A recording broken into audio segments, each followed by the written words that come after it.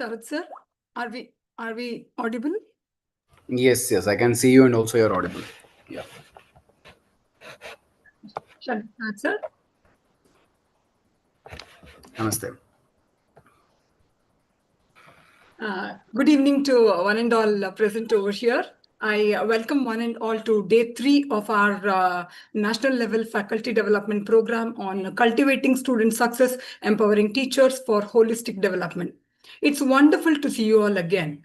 We've already covered a lot of topics in the past 2 days. We focused on how we align our mind and body, the 7 tips as given by Dr. Kamakshi, which was and the highlight of day 1 was she mentioned I means illness and we means wellness. I will never forget that quote. Rethinking education amidst disruption. And in the second day, Vidwan Sri Ravi Prasad sir highlighted on various aspects of AI teaching and how to cope up with the change. So today we'll be delving into various new topics, and I hope you are finding the program engaging and beneficial. Please remember to actively participate in the discussions, share your experiences, and ask questions. Your insights are very, very invaluable. Our goal for this week is to equip you with the knowledge and skills to foster student success in all its dimensions: academic, social, emotional, and personal. We aim to empower you to create learning environments where every student can grow and thrive. So before we begin, I take pleasure in introducing our first speaker for the day, Sri Sharath R. Prabhat, founding CEO, Padapa, Artistic Director, Prabhat International Arts International. He's a trainer at Samvidyata, and I feel very fortunate to tell everyone that I'm also his student. So Sharath has had the fortune of being very closely associated with Indian arts and culture from a very young age. He began his training in Carnatic classical music under the able guidance of Dr. Hamsini Nagendra. He now continues to learn under Karnataka Kalashri Tirumale Srinivas, an all-rounder in true spirit. Sir also performs the challenging art of Harikatha and pursues the same under the adept supervision of his father, Acharya Sri Raghavendra J. Prabhat. It is his ability of his to juggle many talents which has made him an appreciative exponent of Harikatha. His great-grandfather, Venkana Das, belonging to the rich lineage of saint poet Purandara Dasaru, father of Carnatic music, and Vijaya Dasaru, was largely instrumental in popularizing the rich tradition of Harikatha in Karnataka. Now, Sir carries the responsibility of preserving and developing the legacy of his ancestors on his steady shoulders. Apart from being a performer, Sir also trains hundreds of students in Kathak at his institute, one myself, Prabhat Kala Tapovana in Bangalore. A poet, a scriptwriter, and an actor. He also gives workshops at educational institutions. We are lucky, very lucky to have him sharing his journey and experiences with the students. An art entrepreneur, Sharath envisions to apply his exposure and learning from MBA in marketing, MA in Sanskrit, in creating a platform that would help every performing artist financially through his company Padapa. Padapa aims at teaching dance, theater, and storytelling in the educational institutions, as a mainstream course. So it gives me immense pleasure to, welcome Sharath sir to this program, and over to you, sir. Sure. All right. Thank you so much for this very long introduction. Uh, First of all, I would love to have all of you on screen. If I can see you all, it'll be better because I want to keep it as casual, as informal as possible.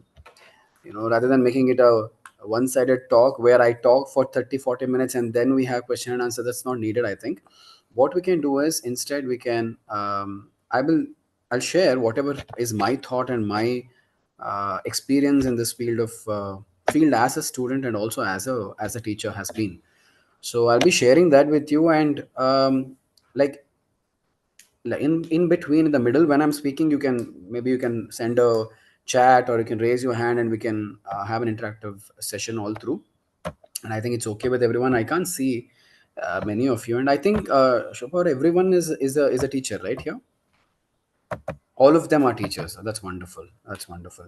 So I'm a student. A student is telling all the teachers, talking about education, which is very nice thing. I mean, that should be the opening of this presentation, where teachers are all ears to listen to a student, and I think that is the real transformation we are looking at. So I want to talk about. There is no specific topic that I'll be discussing today, but I would like to share what I have experienced as a student and what I'm experiencing now as a teacher. So I want to share that with all of you, and also have the Indic knowledge system, our ancient wisdom, and our ancient practices have kept me rooted and grounded. And I think that is the way ahead, because education now is, even when I was studying, education was just transferring of information. So education has become just transfer of information, and I think that is the biggest problem with the education system, which was persistent all these years. And now we see a lot of, from past maybe a decade, we see changes and transformation in the sector of education also. So firstly, I would like to ask you all teachers, like I need at least one or two answers as to what you think about education. What, according to you, is education? If you can just one or two, not many. If you can simply tell me what you feel, it can be from your own experience. What is education? Any, like couple of you can let me know. You can unmute yourselves and then you can talk.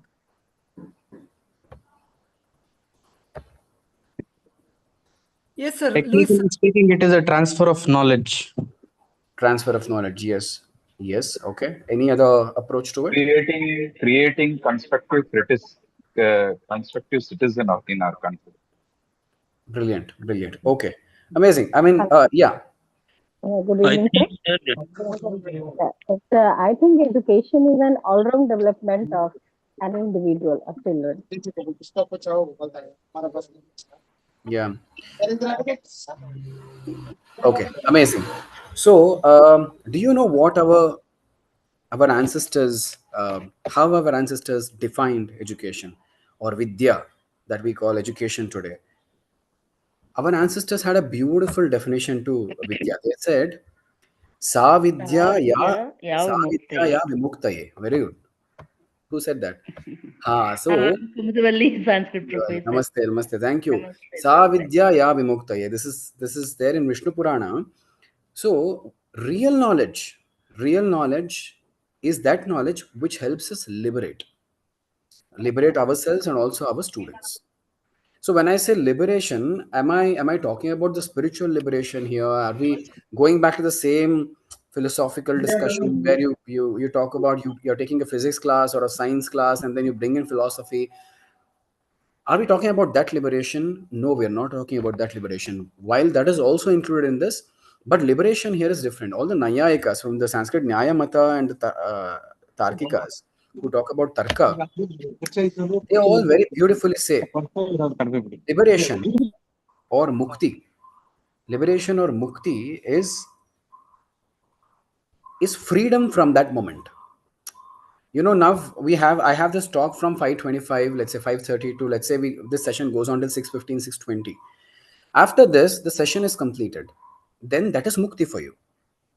So this liberation happens, and that is the reason guru is a very well thought of coining of the word for a teacher, which is guru. Gu is ignorance. Ru is the remover of ignorance. So that is the reason even our Haridasas say Guru is the one who shows us Guri, the one who shows us the way, the path. So, very simply put, liberation is where we are brought out of the darkness of ignorance. That is true liberation. So, the purpose of education, the purpose of knowledge is simply to liberate us all. What is liberation? As I told you, one is the salvation. We talk about mukti in our parampara. That is the ultimate purpose. But there are also other regions, other areas where we need light, and that light is knowledge. And with that light we can liberate ourselves. So with the light of, well, let's say we didn't have the knowledge of electric current, electric shock. We now know how to access this, how to access the electric points. We know how to work with it. We know all the details about it, and that's the reason we are safe from the electric shock. We don't get electrocuted now. That is because of jnana of electricity. We know the consequence of it. So there is a liberation. So similarly, every aspect of learning with true knowledge, with true wisdom, there is liberation that happens. That liberates us from the darkness of ignorance, and it is cyclical by nature. So that is our ancient wisdom. And clearly speaking, if you ask me, to simply put, to be educated is simply the ability to think. As teachers, uh, as a student, my generation, I can very easily say that we were just fed with information. Teachers, they came to class and they gave us information, loads and loads of information. But now we don't need that, because we cannot compete with Google, we cannot compete with Chat GPT. With technology in such a surge, it is highly impossible for any of us teachers to compete with the technology and give information to the students. Students do not need information. They have access. They can get any kind of information with thorough research, with proper precision, factual information, just by googling, just by doing the Chat GPT. So what is the role of a teacher there? Back in those days, we needed a teacher because we wanted a teacher to understand the geography of this world. We needed a teacher to understand the political science. We needed a teacher to understand science, photosynthesis, whatever, or even simple mathematics, multiplication, division, on these things. We needed teachers for that. But nowadays, these things are accessible. Everything is available online. And what is the role of a teacher? How do we evolve? How do we make ourselves more significant? That is the question that I think we should be talking about today. So, as I told you, education is simply the ability to think. So, as teachers, we should ensure nowadays, like the current scenario, we should ensure that we in a way help them support the students and improve their ability to think. And we are always so future oriented. To my generation, or even today, if you study hard in the seventh standard, because when I was studying, seventh standard was a board examination. You pass seventh standard, then life is settled. You pass 10th standard SSLC, then life is settled. Then you do the second PUC, then your life is settled. Then you do your degree, then master degree, whatever, your life is settled. And finally, the life is not settled. We all know that. So we are so futuristic. Education system itself is so futuristic, and that is where we are taking hit, especially for the current generation. So when I look back now, I think our past is more important than our future, and I'll tell you why. Charitre, as we say. When I look back, 30 years of my life, 32 years of my life, when I look back, turn back, and look at my past, if my past has been very rich with experiences, with my decisions that I've taken, with the sadhana that I've done, then my present, my future, everything is secure. I don't really have to worry about my future. So it is more important for us to give importance to our charitre than the future. Bhavishya will come, Bhavishya will happen. We don't really have a control over our Bhavishya, our future. We can't really control that. What we can control is our Vartamana. Because this moment, now it is 5:42. Like in next 60 seconds, it's 5:43. So this Vartamana is under our control. And if we can control this Vartamana, and if we ensure that our past, our Charitra is good, then our Bhavishya is also good, it's taken care of. So I think the purpose of education now is to impart this wisdom where students give more importance to their past.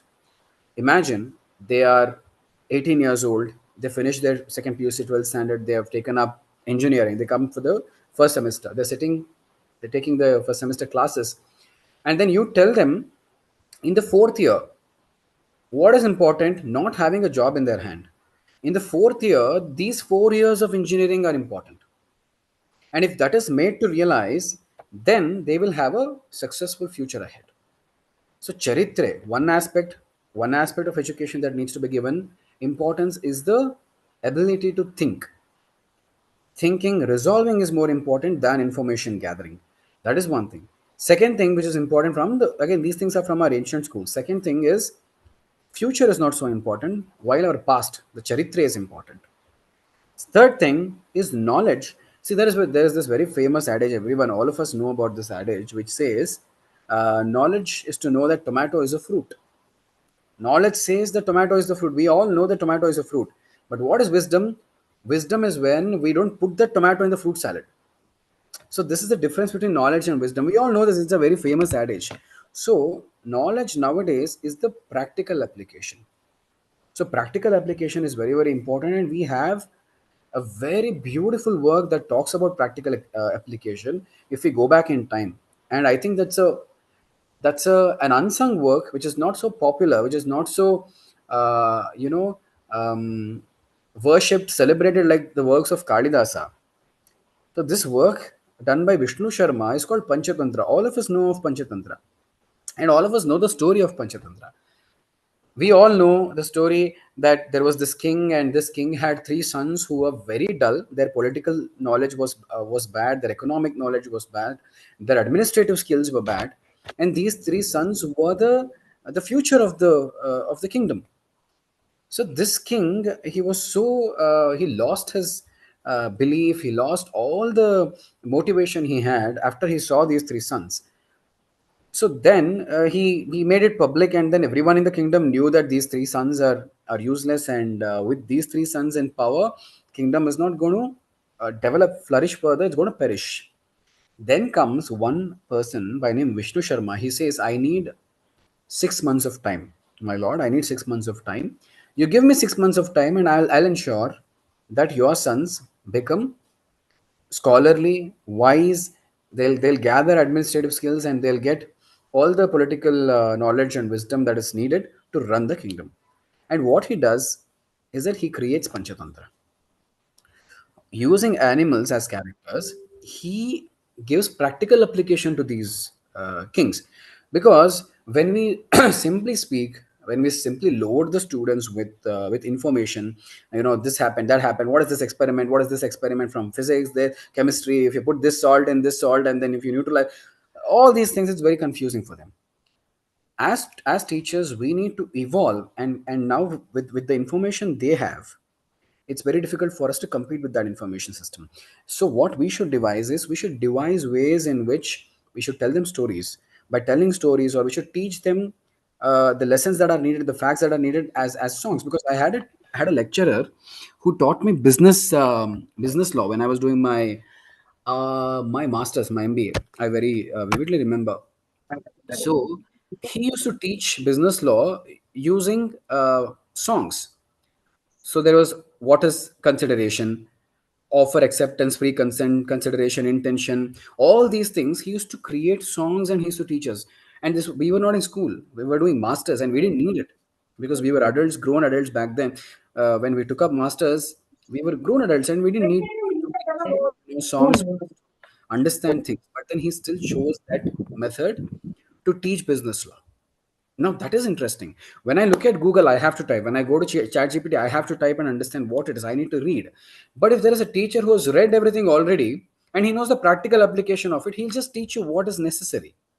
And if the necessary thing is taught in the most effective way, using music, using storytelling, like how Vishnu Sharma did to those three sons, and then those three sons became very knowledgeable, very wise. They gathered all the administrative skills, all the economic skills needed, all the political knowledge that was needed in the system. They gathered everything, and that happened purely because of storytelling. That is the purpose of Indian art forms as well. So education cannot survive without art. Education cannot survive without creativity. When we take up textual knowledge, treat this as a textual subject, and we literally pass on it to the students as a textual subject, that is when there is no flourishing that happens. Now, students need to understand what is needed, because there is a diary of content. They open Instagram, there are thousands of people, self-acclaimed doctors, who are telling us what to eat and what not to eat. There are thousands of podcasts where teach people who have no clue of teaching, who don't have the history of teaching or the experience of teaching. They are talking about teaching, they are talking about how the schools should run. So this is the issue that we have. This is the scenario, and the students are already, I think they are already bored with this kind of content. There is a diary of content, and in such a scenario, how do we still evolve, how do we still stay significant, how do we still stay relevant? And I think as teachers, that is where we need to throw light on. So our knowledge system is synonymous with application. When I read Cosita by Sin Theta, I seriously don't know why I invested all my energies in learning that, because I've never used it in my life. Not every student uses all that. It is needed for very, very few fields. And as a teacher, when the teacher is teaching that subject, when he's teaching what is sin theta, cos theta, all these things, first thing he should tell the students why this is used, what is the purpose of this. The students need to know when and where this is applied, where is this application needed, and with this information, what is he going to do in his life? Why is it needed? Where there is one very famous shloka from Bhagavad Gita. Everyone knows this. Every Indian knows this, which is karmanyevadikara se ma phaleshu kadachana. Don't worry about the result. Don't break your head about what this is going to give you. Break your head only about the karma. Krishna says this in Gita, but the same Krishna also says, Hatova prapsyasi swargam jitva va bhukshase mahim. He says, when Arjuna is disheartened, Arjuna says, I cannot fight my own family, my own kith and kin. Impossible. Then he gives up on his weapons. Krishna says, you have to fight. I'll tell you why. He says, he gives the result to Arjuna. He says, Hatova prapsyasi swargam. He says, if you die, Arjuna, fighting this war, if you die, you'll get the Viraswarga. If you win, bhokshase mahim. He says the entire earth, all the people living on the face of this earth, they will praise you. They will look up to you. And that is the reason you have to do it. Well, the ultimate purpose was dharma samsthapane, but still he lures his student in order to do the action. So as a student, it is important for me to know what result is this action going to yield. Because prayojanam anuddishya namandobi pravartate. Without a prayojana, without any result or without any advantage, namandobi pravartate. Even a hucha, even an ignorant fool, he's not going to do anything. Only if there is some benefit out of the action would one do any kind of action. So as teachers, it is important for us to help students understand what is needed. Why should I learn this subject? Why should I learn with this? What am I going to do? And as teachers, it's our responsibility to devise modules and create understanding and a very luring, very enticing future with these subjects. Let's say you study these things. By studying these things, these are the opportunities that you have in life. By this knowledge system, you're going to have this ABCD. And what is that ABCD result?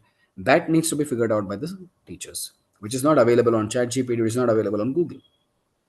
So here, the role of a teacher is not a subject matter expert, but the role of a teacher here is someone who's inspiring, someone who's showing the path. That is what I told in the beginning. Guru is someone who shows the guri. The path is very, very important. With this knowledge system, what am I going to gain?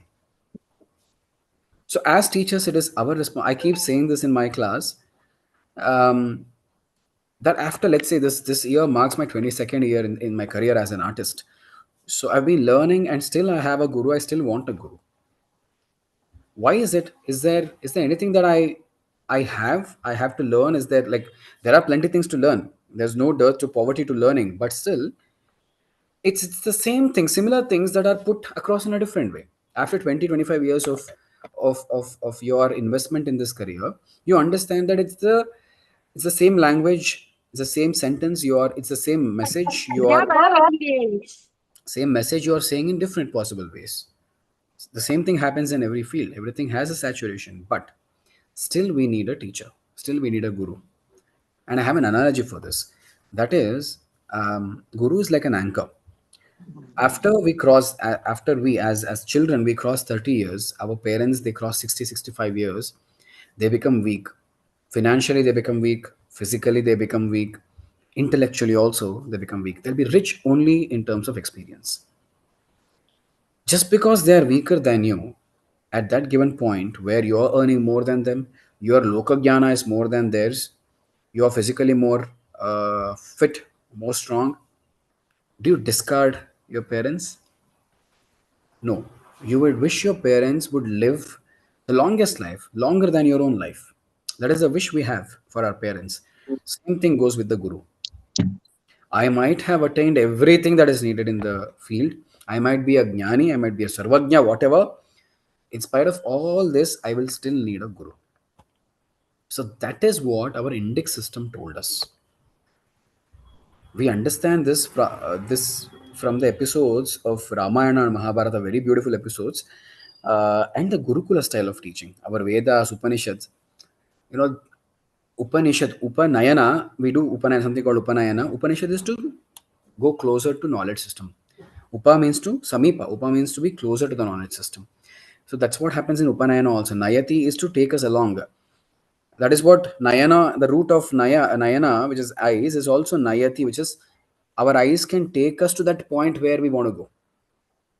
So similarly, Upanayana is the starting of our journey as a student, the Brahmopadesha which happens, our ability, it's the hall ticket for us to start our journey to study the Vedic system, Upanishads or whatever. Back then it was Vedic system. Now we have the modern education system.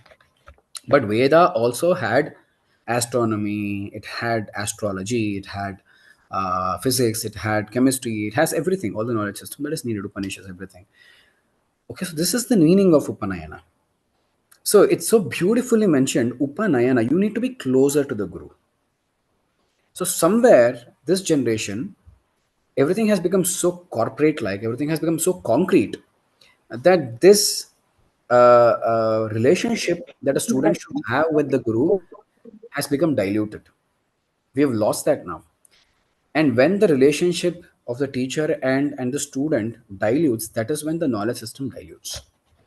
That is the end of civilization. The students need us so that we can inspire them, so that we can motivate them. And as teachers, it is not our responsibility only to teach the subject. It is our responsibility. Every class we go, we have 30-35 students who are listening to us, who are there to learn. And we all know that they've been sitting since morning and they're sleepy, they're hungry, they're tired.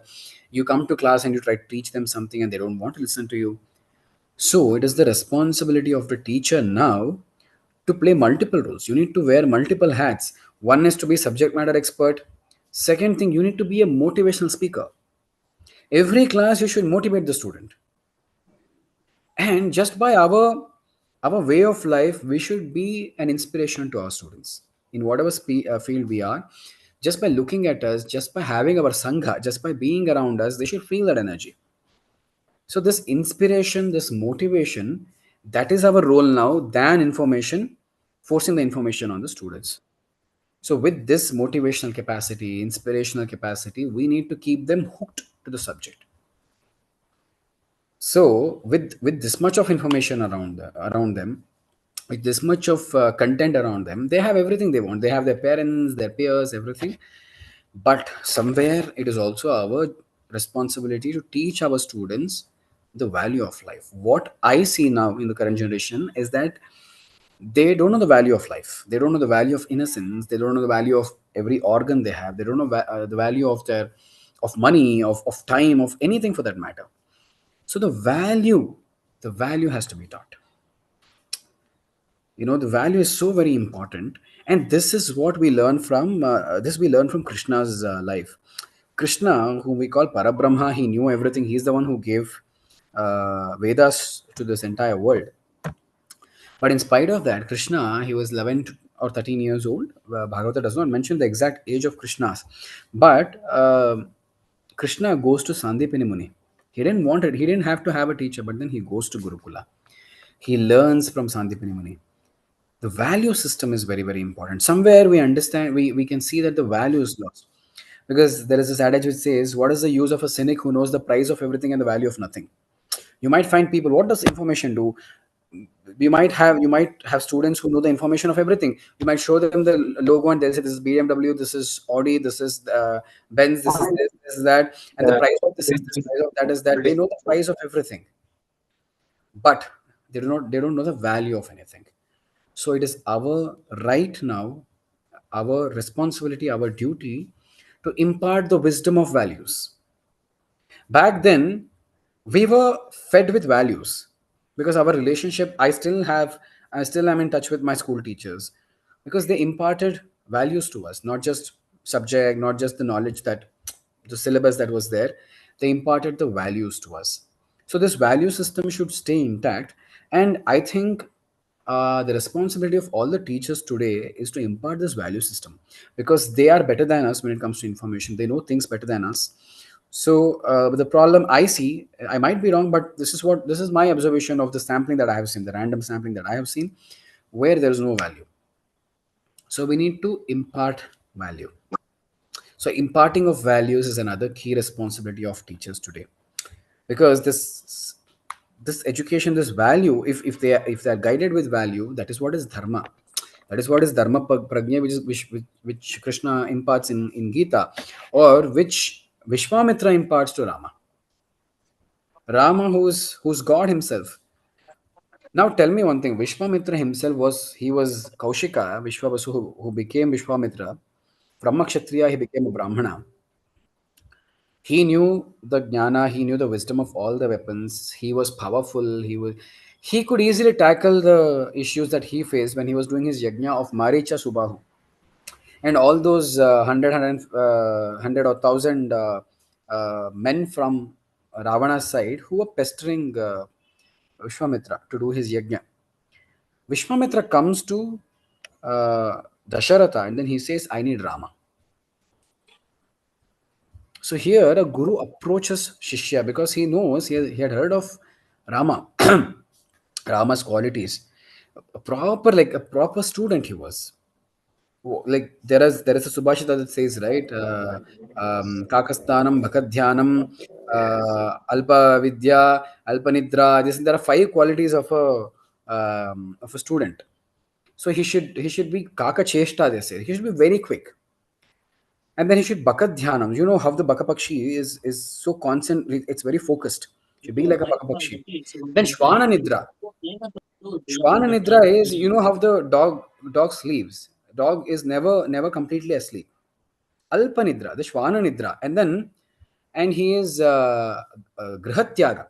He should be willing to vacate his house. As in, he should be able to embrace a life of celibacy, of brahmacharya, where he is devoid of all the comforts that he has at home. And then comes alpahara. He should be an alpahari. He should not force, like, eat pizza, pasta, these things, and then loaded with all kind of foods that we eat today. So these 5 things are the qualities of a student. So these qualities were seen in Rama. So that's the reason Vishwamitra comes. Vishwamitra himself could have tackled those Rakshasas, but then he comes to Rama, and this is what a guru does. A guru approaches. So Swami Yogananda very beautifully says, a guru appears when the shishya is ready. A guru appears when the student is ready. So a student needs to be ready. So it is also the ability of the teacher to understand if the student is ready. The value system. I'm not talking about the intellect. There might be students who might score 99 out of 100, but I'm not talking about those students here.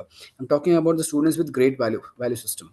They might score 60 or 70, that doesn't matter, but still that value system will be important. So catching hold of those students. So this Rama is caught hold of by Vishwamitra, and then he takes Rama and Lakshmana along with him.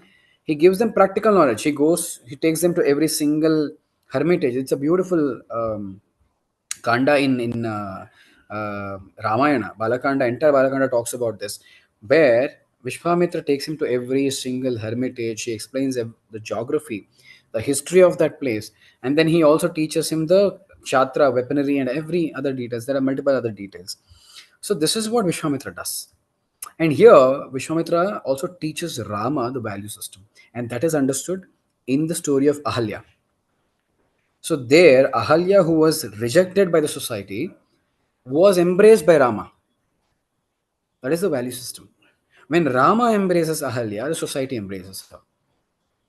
So this is the value system that is needed. So as teachers, I think it is our due responsibility, important responsibility, to impart this value system. Tell them why it is needed for them to stay rooted, why it is needed for them to understand the ancient wisdom. And the only way ahead is the way back. There is this example A fast bowler, let's say, take an example of Shoaib Akhtar, a fast bowler, his run up is more than that of a spinner. So if you have to throw your ball at a faster rate, you need a longer run up. Similarly, if you need a precise, fast, and a sharp intellect, sharp historical knowledge, or just a sharp knowledge system, you need to go back. You need that longer run up. If you go back, you get that run up. So this wisdom is important. This imparting of knowledge and values is important. So my only urge, my only request to all the teachers would be to impart the Indic knowledge system. If you know the stories of our Indic knowledge system, if you are aware of our Indian arts, because you need to be more creative when you tell them the stories. Because if you are creative, they will remember your stories. So this is exactly what Brahma did when he created Natya Shastra. So all the devas, they went to Brahma. They said, "We are bored of life. There is nothing in life. There is no entertainment. What do we do?" So Brahma then creates the fifth Veda, which is the Natya Veda. Jagraha Patyam Rigveda Samabhyo Gitameva Yajurveda Abhinayan Rasaha Atharvanadapi.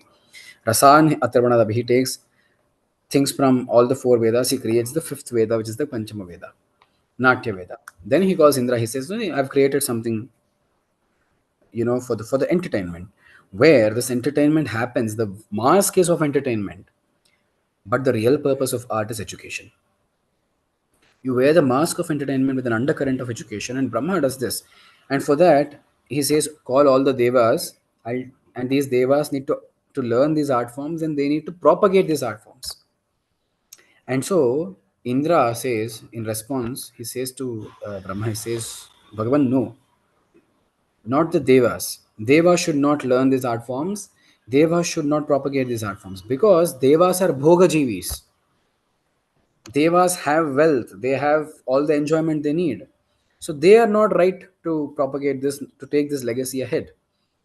He says only a tapasvi, only a rishi can take this ahead. And that is when Bharata Muni is summoned. Bharata Muni comes. Bharata Muni is imparted with this wisdom of Natya. And Bharata Muni teaches, imparts this wisdom, propagates this to hundreds of his sons. Natya Shastra says 100 children of Bharata Muni. They have not mentioned 100 students of Bharata Muni, because the students back then were children. It was the relationship shared between a guru and a shishya.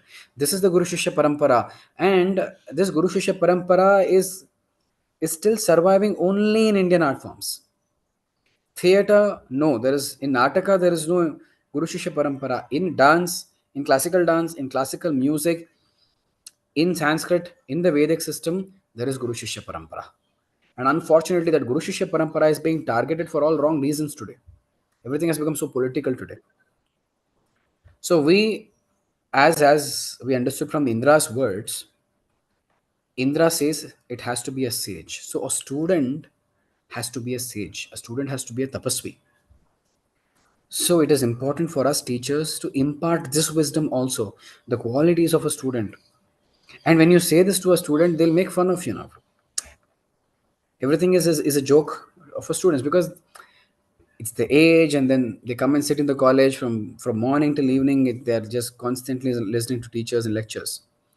And that is the reason you need to find ways to motivate them, ways to inspire them, create creative medium, and devise creative ways to tell your subject.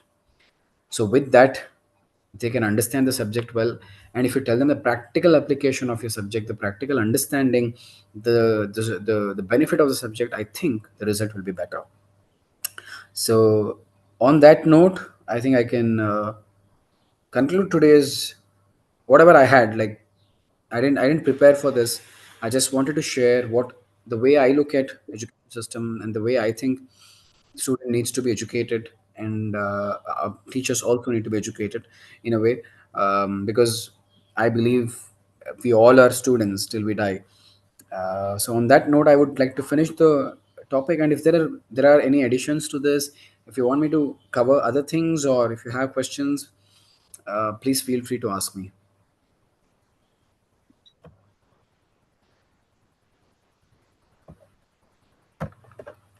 Hi, sir. Good evening. Good evening. Sir, moreover, nowadays students are marks oriented rather than the value oriented. So they like, suppose if you go for a private or government institute, that's up to them. But we paid, you teach, we get the marks, not the values. So what can you say about this? That's exactly what I said. See, somewhere we have been confined as teachers. We are told that you need to finish the syllabus. I think finishing the syllabus is also not so important, if you ask me, because they have all the devices, all the tools with which they can garner get all the information that is needed. So that is the reason a teacher needs to be inspiring. When you go to the class, first thing is a student should first thing a teacher, there is this very interesting theory. Because you asked this question, I'm telling you, what should a teacher do? Main role. So the answer is that a teacher should eat apples. And I was, when the first time I heard this, I was like, why should a teacher eat apples? I've heard that an apple a day keeps the doctor away, but what is this? So there's this theory, an experiment which was done, where the teacher started eating apple every day. Even in his class, he started eating apple, and all the students got to know that the teacher eats apples every day. So one after the other, after 1 week, after 1 month, after observing the teacher, one student brought an apple for the teacher. So the student got an apple to the teacher and gave the teacher the apple, and that is when the teacher realized, "Acha, this is the reason I should eat apples every day." So this is just a theory, an experiment which was done in order to build a relationship with the student. So I think, to answer your question, building a relationship with the student is very, very important. Where the teacher is approachable, the student can approach you, and you yourself should be the living example of the value-based education system. When you go to class, yes, if the class is for 1 hour, 60-minute session, 45 minutes should be of your lessons. And how you tell the lesson is also, again, your creativity. You have to tell it in the most convincing way, most entertaining way. You go to class and tell people, you have to worry about excellence. Don't worry about the result. They'll not listen to you. But the same students, when they watch Three Idiots, they will come and they will lecture. Excellence के पीछे भागो, success दग मार के पीछे आ जाता है. What Amir Khan said in Three Idiots. People, because it's a creative storytelling. It's creative storytelling. So I think as teachers, it is our responsibility to help them understand that yes, marks might be important, but more than that, the practical application of this knowledge is more important. And that is what the earlier gurukulas did, practical application of the knowledge system. Because I know of many physics people who have PhD in physics, but you ask them to change a bulb, they will not be able to change a bulb. So this is the scenario. So if you become like, for example, we know people like Mahatreya who charges like lakhs together, and all supremely successful business tycoons who make not less than 100 crores a year. Such people, they pay 10 lakhs, 15 lakhs, and go and attend Mahatreya's sessions. What does Mahatreya do? He just motivates them. He tells stories. He motivates these entrepreneurs, these business tycoons. I think students also need this. How do you make students naturally addicted to knowledge gaining? How do you make them addicted to that? It's even more difficult for me as a teacher of art, because not everyone depends on music or dance in their life. They come as a hobby. A lot of them take it as a hobby. Some people just want to do reels and showcase it on Instagram. But it is my duty to ensure that I transform their, just a hobby. I just do it like a weekend activity. I need to transform that thought into a passion, where they treat learning dance or learning music as something very existential, very like a necessity. So it is my role as a teacher to motivate them, to really educate them, to make them hooked to that subject. And I know that this is beneficial for them. I'm not doing this for myself, my sake. I'm doing this for their sake. And once you bring this awareness in the students that you're doing this for their sake, and you use creative ways to impart this wisdom and this value system, that is when they, they should love you. When they, if it's your class, they should wait for your class. And I think it is your role as a teacher to create that. And only after that these questions could be answered, these things could fall in place. Somewhere we have been taught that marks is important, but fortunately in my student days, even I was told that marks are very very important. I never paid heed to it. I never gave importance to it, especially when I finished my PUC. I did my masters, business administration, all these things. I topped my college. I never gave importance to marks, but I topped my college. So this happened because I was always wondering about the practical application of this. So I think if you become a storehouse of stories and creative ways of imparting knowledge, and if you also become that living example, or inspiration that the students look up to, I think that will resolve all the issues. Sir, good evening. Yeah, good evening. Sir, you rightly spoke about education cannot survive without art and creativity. I cannot agree with you more. And you also spoke about dilution of relationship between teacher and a student. And you highlighted multiple hacks, and you are insisting on motivation. Correct. But your talk began with education being a tool of liberation. Correct.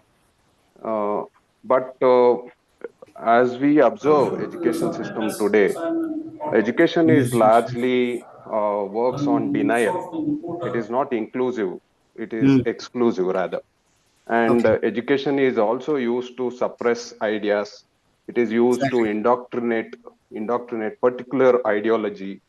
And what I think as a teacher in the classroom is we are only manufacturing docile bodies. Uh, so how do we come out of it? Means I am in a fix. As you are into arts, uh, majority of your student come there with lot of passion, and there is, as per my assumption, it should be some homogeneous group. But in our classroom, it is they come from various strata. It Agreed. is a very heterogeneous group. Diverse. Yeah. Yeah, most of them are first generation learners. It is very difficult to motivate them. So Correct. as a teacher who has more than 2 decades of experience, can you give some motivational tips? I completely agree with the use of stories in Correct. the classroom, but I need few more tips which I can use it practically in the classroom. Thank you, sir. Okay, that's a brilliant question. So the thing is, as you mentioned, most of my students they join art classes out of passion. That is true. But there is also another thing that I have seen in my career is there is this arambha shuratva. They look at the reels performances, they get so enticed, they think they can also do it. A lot of students, they join my class thinking it is like Zumba, and the amount of discipline that is needed to learn Indian art forms is something else, because it is balancing both mind, body, and soul. So once they get to know about this, they want to leave the class. They become irregular. They leave the class. So my role becomes tougher after 2-3 months of training. So I need to keep on constantly motivating them. So what I do is, as I told you, I'm very interested in stories. I'm a storyteller. I'm a harikatha exponent. I'm interested in stories. What you can do is, and also you very correctly mentioned about the heterogeneous group that comes to the class. They come from different stratas, different backgrounds. And another thing that I have noticed it in students is that, they simply want to be the attraction in class, by passing remarks, not respecting the teacher. And that is very innate in these students. I would say like 10 to 15% of the students who want to get the attention of class by passing these remarks on teachers. I think that is there in every class, and I totally agree. But here, I would have to take the example of our Prime Minister. He's so very well informed about the current generation. I think people like you and me, we are not aware of the present generation's lingo. We don't understand their language. While our Prime Minister understands their language, he gives examples of PUBG games and these things. So somewhere, I think it is important for teachers to sit and talk to students. Every class, this 1 hour session that you have, I think you should invest 5 minutes of that session in sitting and talking to the students. Understanding their personal experiences. You can ask them to share their personal experiences, and it is important for you to be aware of their personal experiences as well. When they get trapped, here I think the most important aspect that is needed here is, because we might find really very good students who are amazing performers, just like Arjuna was the best student. Dronacharya was called as the teacher of Arjuna. He was named after Arjuna, in fact. So such was the learning and capacity of Arjuna. But the same Arjuna, he felt defeated in Kurukshetra. He became indecisive. So this decision making ability is, I think, is absent in 99% of the students. So as a teacher, because you have enormous years of experience, life experience and knowledge, so somewhere you have to talk. When they talk to you, when they give their personal story, when they tell you their personal story, they'll be caught in that web somewhere. And if you somehow give them a tip to come out of it, the way they look at you will change. This is one tip, where you understand them personally, and then you give them personal examples. Let's say this student wants to do something in the field of agriculture. You teach them a subject, and you tell them why this subject is significant, relevant for this student. If he wants to become a farmer, he needs to know these things. If you know for example, if you know these taxation policies, these things, this person, if you tell him, see, your father has been a farmer, your grandfather has been a farmer, you don't have to be an engineer. You can take up the same farming in your life. By taking up the same farming, these are the things that you can do in your life. These are the taxation policies. If you study accounting, if you study economics, this is how it's going to help you. And you tell them, only for your field, you work only for your field. If agriculture is your field, just think about taxation or economics, the policies of economics around agriculture. Then he understands, okay, this is how it is. If I understand this, then he understands the area of agriculture, he understands the economics of agriculture, he understands the details of agriculture. Then he gets the grasp of understanding. Once he understands the grasping of understanding and learning, then he can simply apply everything around. So this is one major tip. I think every teacher needs to talk to the student. They should feel like, if there is distance, there should be respect. Definitely there should be respect, but they should also understand that, this teacher of mine, this sir, I have told him my stories. I am going through these health problems, health issues. I've told him about my health issues, and that is the reason I can't be regular to class. Then he will talk to you, and you can talk to him like, if you're facing these issues, I know these exercises, these doctors, and there is this study which talks about this. And I mean, you can talk to him personally, not in front of everyone. So once that relationship is established, he will listen to you. And once you have got that hook, it is your responsibility to tell the right stories, right messages, impart the right wisdom, right values in the right way.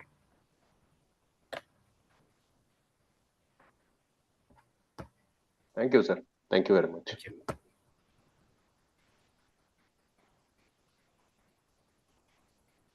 Anything else? One interesting question in the chat box. Sir, from Siddhika Khan. Sir, will these stories help us use where students coming from different cultural backgrounds?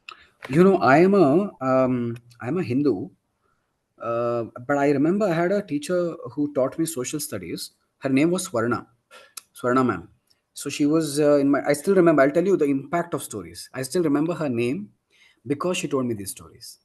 So she was a Christian, that teacher, and she every class, at least if not every class, at least once in every week, she told us stories about Jesus. She told us stories about many other saints. It was very intriguing for us. I think all the students, whatever little I know of Christianity today is because of her. And I respect that.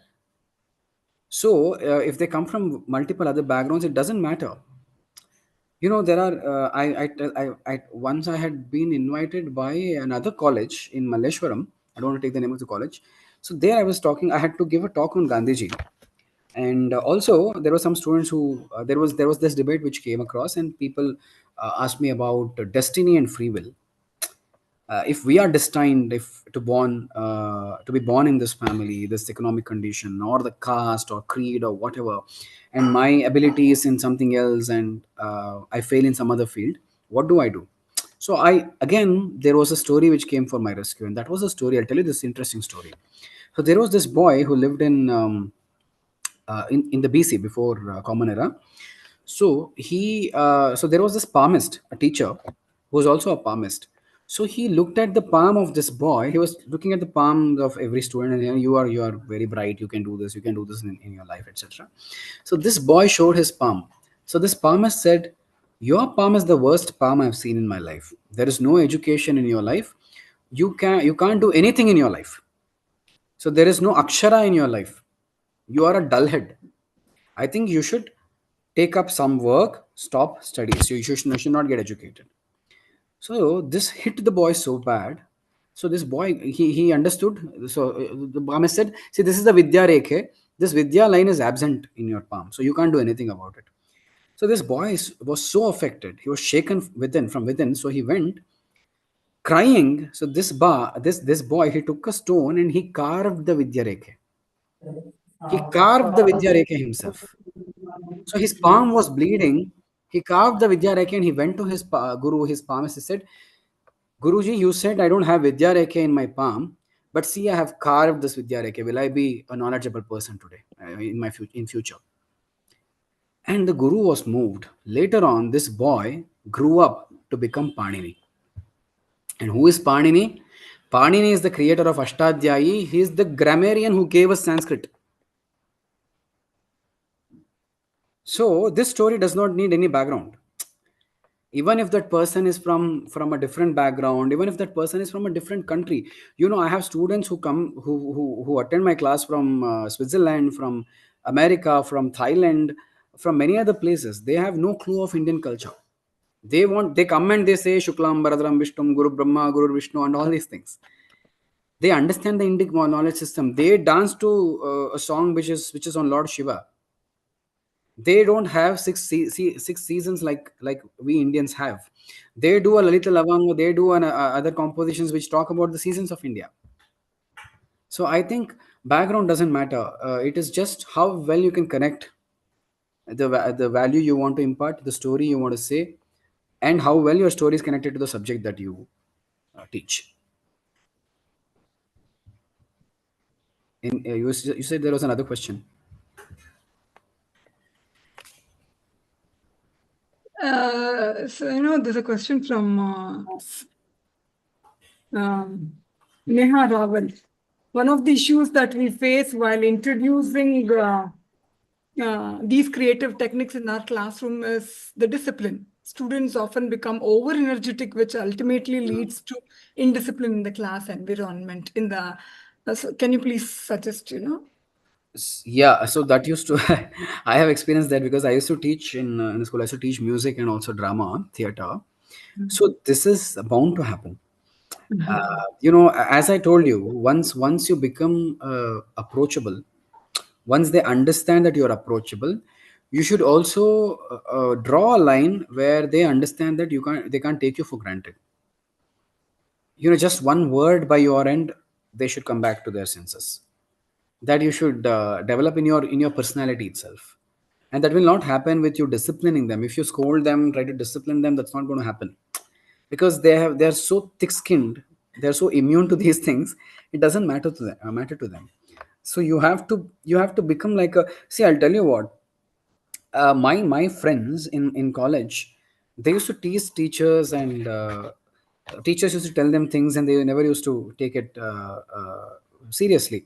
But I used to tell them the same things as a friend, and they used to take it up because I was approachable, because I was their friend. So you need to, first thing, you need to become so attractive, so approachable that they would want to listen to you. Once you become so attractive, and it is, and I personally think your subject matter, if you invest 8 to 10 hours a day in gaining your subject matter expertise, I think you should invest 2-3 hours in making your personality attractive. If you become an attractive person like our uh, Abdul Kalam ji, you would want to listen to that.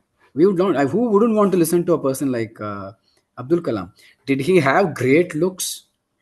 Did he was he an Ambani? Was he a filthy rich guy, or did he have the best language? No. If you ask me, if you want to point out the flaws, you can point out, make a list, but it didn't matter. When he spoke, even stones listened to him, and that is the power, that is the charisma he had. And I think as teachers, it is our responsibility to develop this charisma. It is important for us to stay physically fit. One thing, physically fit, mentally fit. If we are physically fit, our mind automatically becomes strong. It is not the other way around. We have been told that it is mind and body. It is body and mind. I have understood this as an athlete, as a dancer, as an artist. I've understood this very well. Physically, if I am fit, physically, if I'm working out, and if I'm fit, I'm mentally stronger. So you need to be physically fit, physically attractive. Now, unfortunately, that is needed. If you're physically fit, you talk to them, and if you have that command over the subject that you're talking about, they will listen to you. They'll of course listen to you.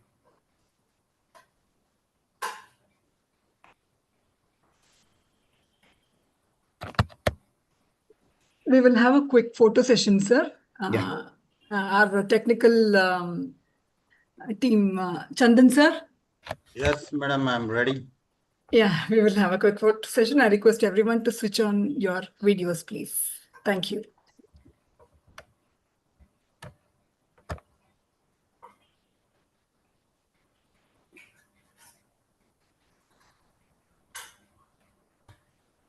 Please hold on.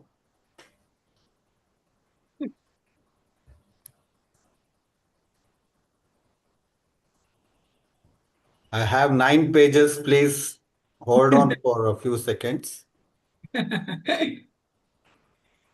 Still, many of them have not opened their camera. Requesting everyone to switch on your videos, please. Also smile. Yeah, and also smile, because it's going to remain in the history's books forever.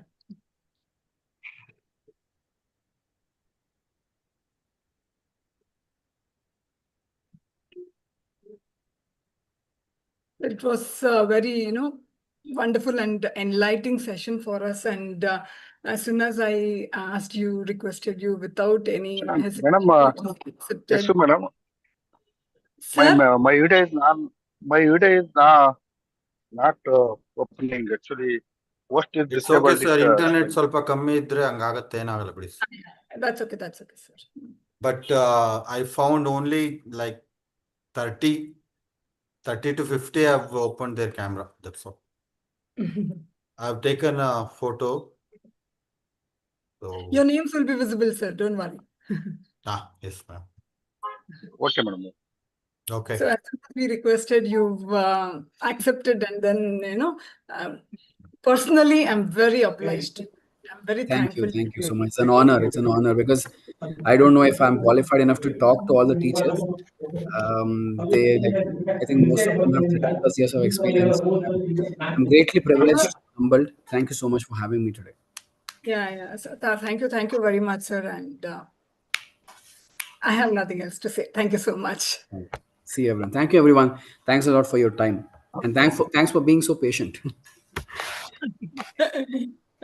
We'll have thank you, sir. Thank you. We'll have a 10-minute break, and we'll Thank you, sir. back at 6:40. Now it is 6:33. We will log in back at 6:43. So we will have a 10 minutes break, and then we will move into the second session by Dr. Ruxana Anjul. Kindly wait. Thank you. Okay, madam.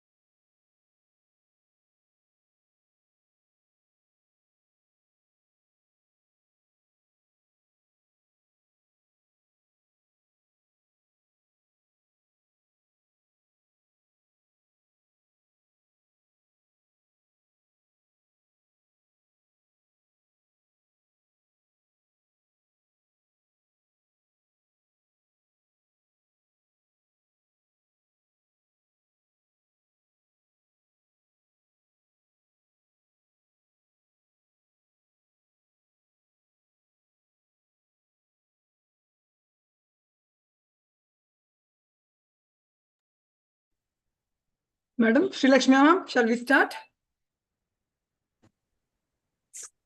Yes, ma'am, we can. Good evening, all, dear participants, and today's resource person, Dr. Ruxana Anjum, Madam, Vice Principal of St. Joseph's University. Good evening, ma'am.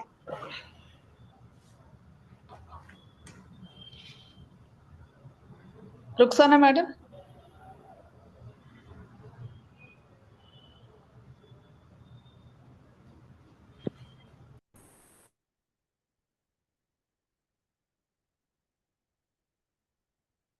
Dr. Shobha, ma'am, please unmute Dr. Ruxana.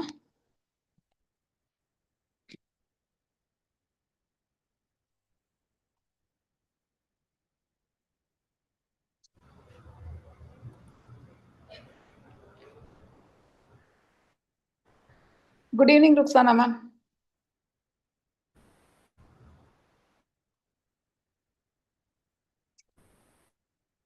Can you hear us? Dr. Ruxana? Mostly ಅವ್ರದ್ದು ಸ್ವಲ್ಪ low ಇರ್ಬೇಕು madam. So ಅವ್ರ ಎಂಡಲ್ಲಿ ಅವರು ಮಾತಾಡ್ತಾ ಇರೋದು ಕೇಳಿಸ್ತಾ ಇಲ್ಲ. Madam unmute ಆಗಿದ್ದಾರೆ. ಅನ್ಮ್ಯೂಟ್ ಆಗಿದ್ದಾರೆ, ಬಟ್ ಅವರು ವಾಲ್ಯೂಮ್ ಕಮ್ಮಿ ಕೊಟ್ಕೊಂಡಿರ್ತಾರೆ, ಕೇಳಿಸಲ್ಲ ಅನ್ಸುತ್ತೆ. ಹೌದು, she's checking with us am I audible ಅಂತ ಕೇಳಿ ಟೈಪ್ ಮಾಡಿದ್ದಾರೆ. Okay okay.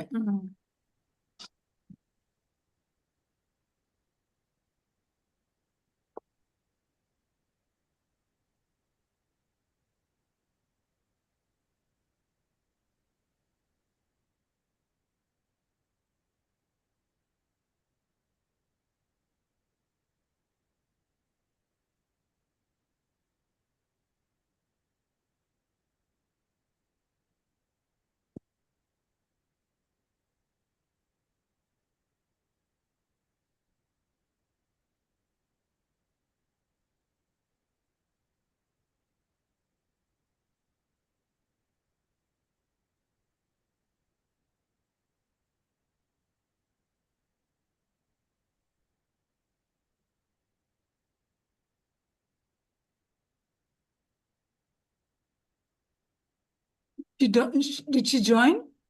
Yeah, she is there in the meeting. She's there, huh? Okay. Yeah. Earlier our camera was on, but now. Chandan sir, could you please check? ಅವ್ರಿಲ್ಲ madam. Madam is not there. She has to rejoin, I think. Rejoin. No, she's ಅವ್ರ ಹೆಸರು rejoined. ಬಂದ್ರು. Am I audible? Yes, Yeah, ma'am. yeah. Now you're Can on. one of you respond to me? Am I audible? Yes, Yes, ma'am. yes, you're on. But I can't hear you all. Now we can hear you.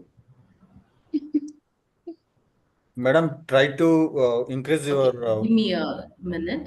audio from your end, madam, from in your laptop, or the volume in your laptop.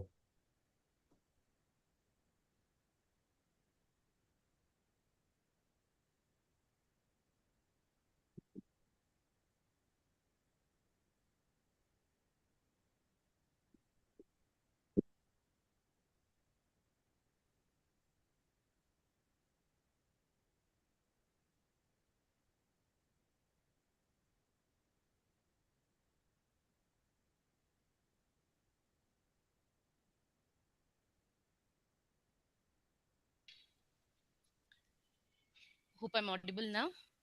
Yes, you're. Yeah. Okay, Can you now I hear can us? hear you. Okay. Yeah. Okay. Good evening, ma'am. Yes. Yes. You're able to hear us, ma'am? Now I can hear you. I had to put headphones.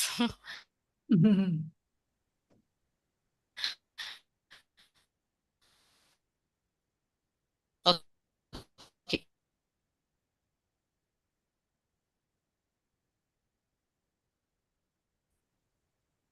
Okay.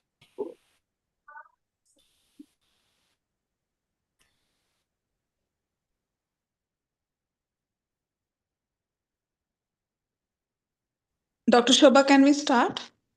Yes, please, we will start, but shall we start?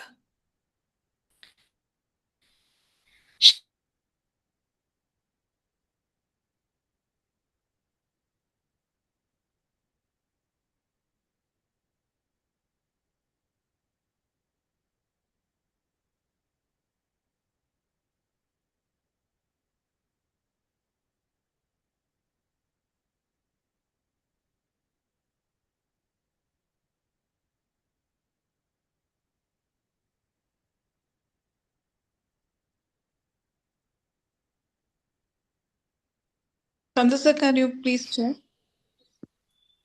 Madam, I have mostly just, disconnect. Is there? Yeah, she's there. She's I there. have Okay, okay. shifted my connection. Yeah, I have shifted my connection. Okay. Yeah, we can hear you. There was unstable connections. Am I sharing the screen? Not yet. Okay.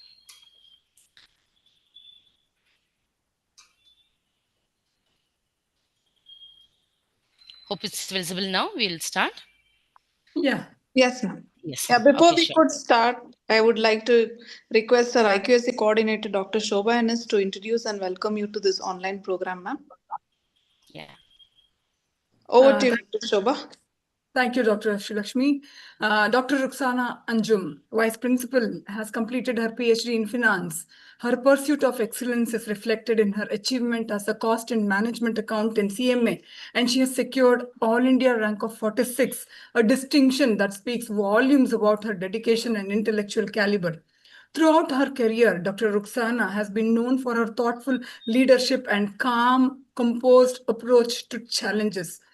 Her strength lies not only in her academic acumen, but also in her attitude, a mindset that embraces both success and setbacks with remarkable balance and humility.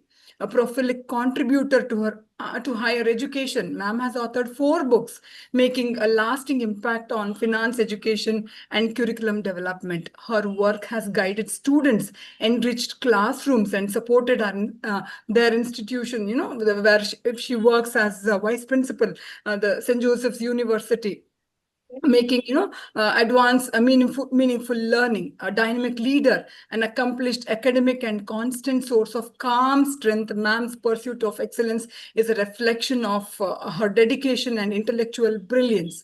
So I also can tell that she's my friend, and I know how calm she is, in various situations. So I take pleasure in inviting mm, Dr. Ruxana to the session and all the participants for the second session of today. Thank you. Thank you, Dr. Shobha Ennis. Now I request Ruxana ma'am to take over. Yeah, sure. Thank you. Thank you so much to both of you.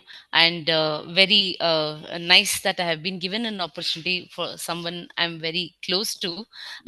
Thank you. I was given this title. Hope I'm audible. Yes, madam, you are audible. Yes, thank you.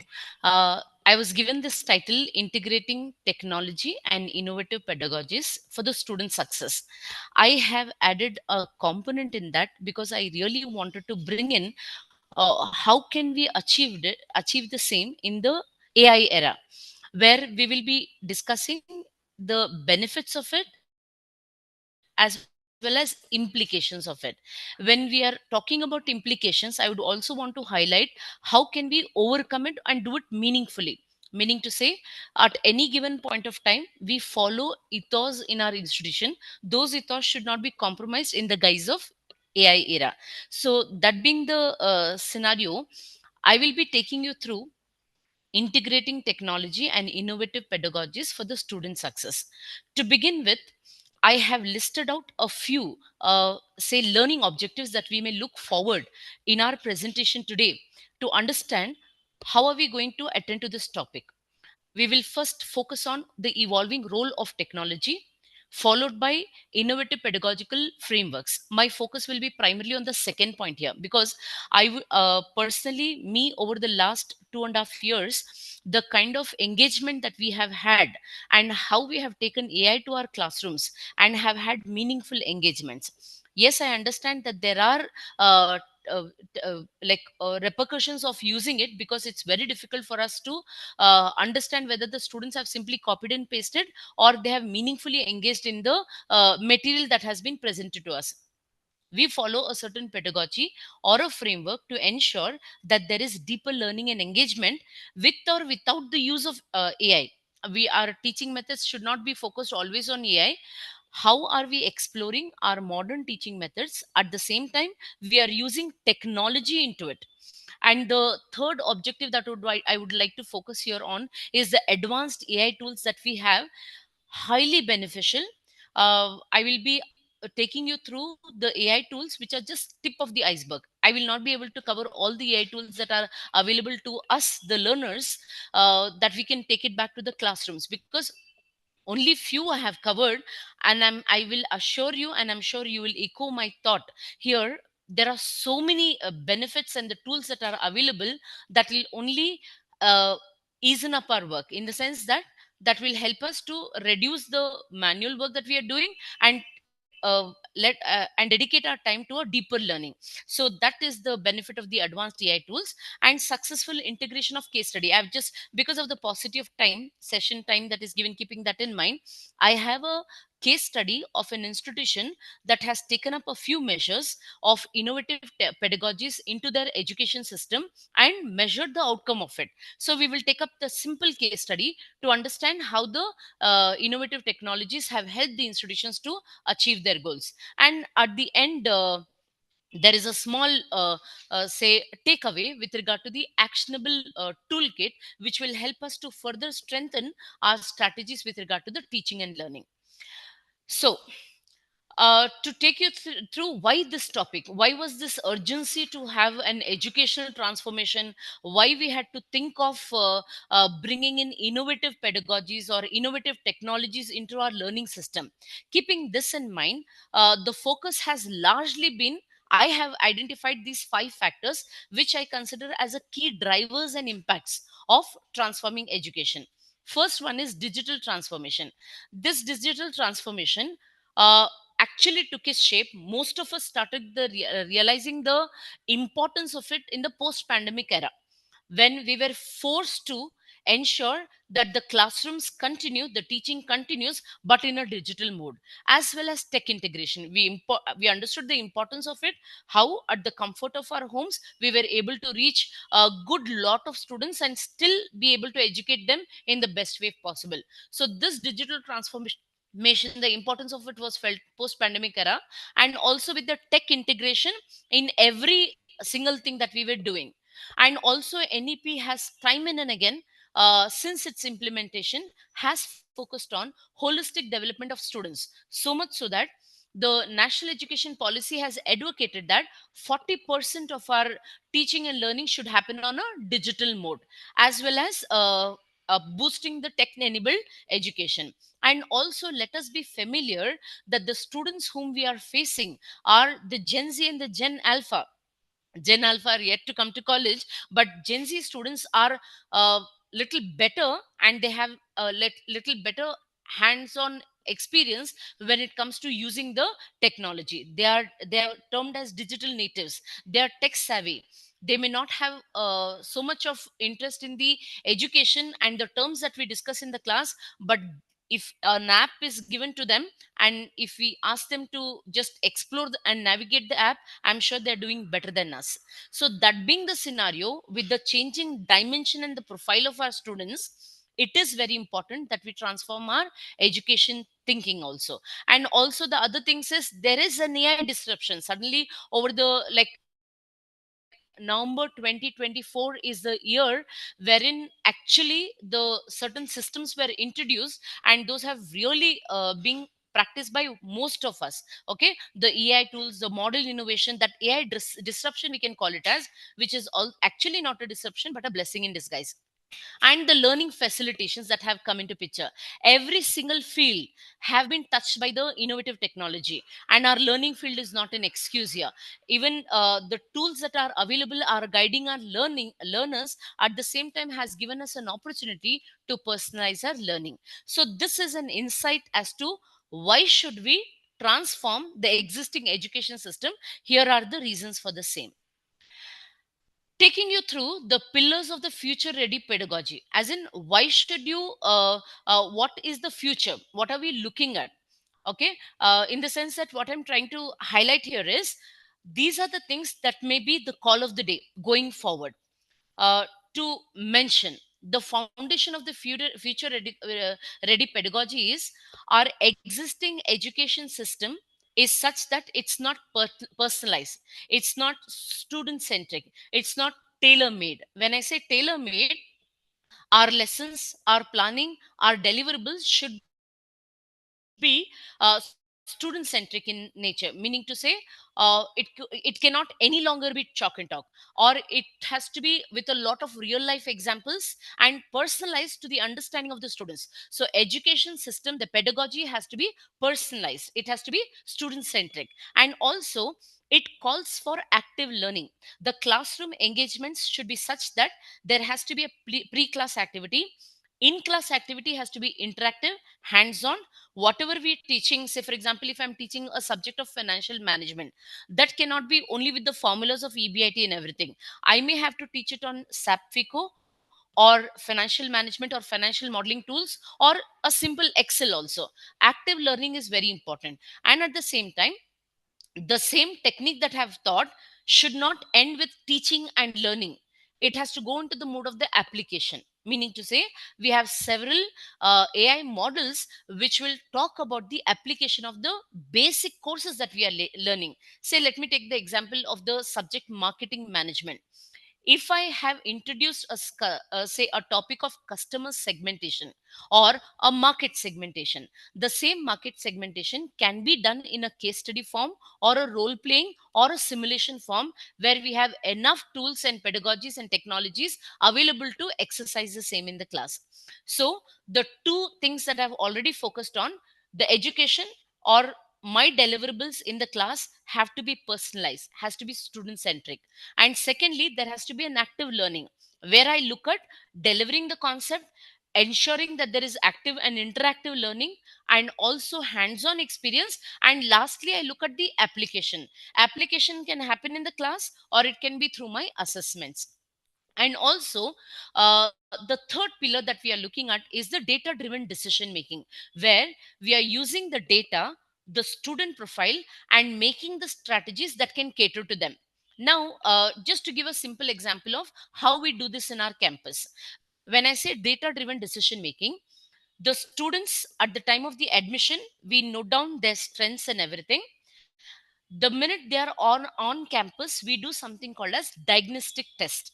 That diagnostic test is to understand who's a slow learner and who's an advanced learner. The minute we understand that a given set of students are slow learners, we bring in bridge course, remedial classes, and various other support to ensure that the slow learners are handheld throughout their academic journey. The minute we understand that these are the set of students who are the fast learners, we change our methodology as well as pedagogy for them. What we introduce is case study kind of analysis, field projects, research, summer exposure programs, both national and international. So this is how we do the data driven decision making. Meaning to say, we have the student profile and we classify the student profile into slow learners and advanced learners. Another futuristic approach, which NEP has sounded several times in its policy, is inclusive and accessible education. The education that we are putting forward for our students should be inclusive in nature. Meaning to say, it should accommodate every other single requirement of a student, whether a student wants a theoretical application, practical application, skill based application, or vocational application. All of it should be accommodated, so it should be accessible at the same time, inclusive.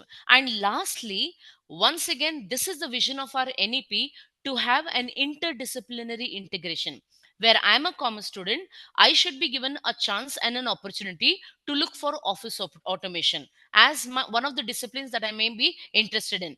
Or me as a commerce student, I should be given an opportunity to learn, say, Python programming, which I can take it back in my data analytics. So this is the interdisciplinary integration is what our future ready pedagogy should accommodate. So it's an exhaustive list, if you ask me. There are a few things that have been picked, and my presentation, my discussion today will focus on these pillars only. So these are the foundations for the future ready pedagogy. Now, here are a few frameworks. I'm sure most of you must be practicing back in your institutions these frameworks, some of it or all of it, but there have been terminologies for that. So technology integration framework, a few models that I've picked, which I will consider as innovative technologies or innovative pedagogies, are the TPAC model or SAMR model or the blended learning model. Let me take you through the TPAC model. Now, what is TPAC model is where each of the letter, if you can see, T stands for technology, P is pedagogy. Okay. Content and knowledge stands for CNK. So TPAC technology, model is used for effective teaching. When I say effective teaching, it should become model based teaching. Now, how does it happen? Say, we have a subject or coordinator. That subject coordinator will have a few course teachers under their guidance. Throughout the semester, after the subject is allotted, they discuss the technology that they should be using, the pedagogy, the content, the knowledge, and the application in their deliverables. So across all the classes, this particular model will be applied right from T to K. All of it will be implemented across all the courses. So that's the TPAC model that we use back in our institution. Similarly, we have something called as SAMR. These are the models that are used primarily in the courses like we have BBA Entrepreneurship as well as BSc Economics program. Now that BSc Economics program is also majors in data analytics and mathematics. So for these courses, we need simulation, augmentation, modification, and redefinition of the learning tasks. So a few programs we have adopted even the SAMR model. Another model that is across all the programs and all the courses in our colleges: online, face-to-face instructions, which is largely followed. And another thing that is to be noted here is a flipped classroom. Now, what is flipped classroom is related content is given to the student for their pre-learning, and they bring it back on the campus, okay, well prepared on the concept, and the interactions happen. Or the related material is given to them in a very summarized form. They build on that material and do the presentations. That's a flipped classroom. Okay, the role of the tutor and the tutee gets flipped here. And station rotation, when I say station rotation, this again is a model of the flipped classroom. Our station rotation that we follow practice back in our college is something called as a shared teaching, where a senior teacher is taking the class through the concepts and a junior teacher is going around the class and explaining them the concepts. That is called as a station rotation or the shared teaching. And we have several other flex models. When I say flexible model, certain concepts are taught in the class, certain concepts go in self-learning mode, and those self-learning modes are assessed in a complete different assessment and evaluation. So these are the models that we have that have been used from time to time back in our institution, which I will consider it as education technology integrated models. Okay, apart from this, we have several other things. I'm sure when I open the floor for discussion, you will be able to suggest more and more integration models that you have been practicing back in your institutions as well. Okay, now taking you through the innovative pedagogical practices or strategies that you can use, that we can use in our classrooms. I have already told you about the flipped classroom. Another concept which is largely practiced the primary school of education is gamification.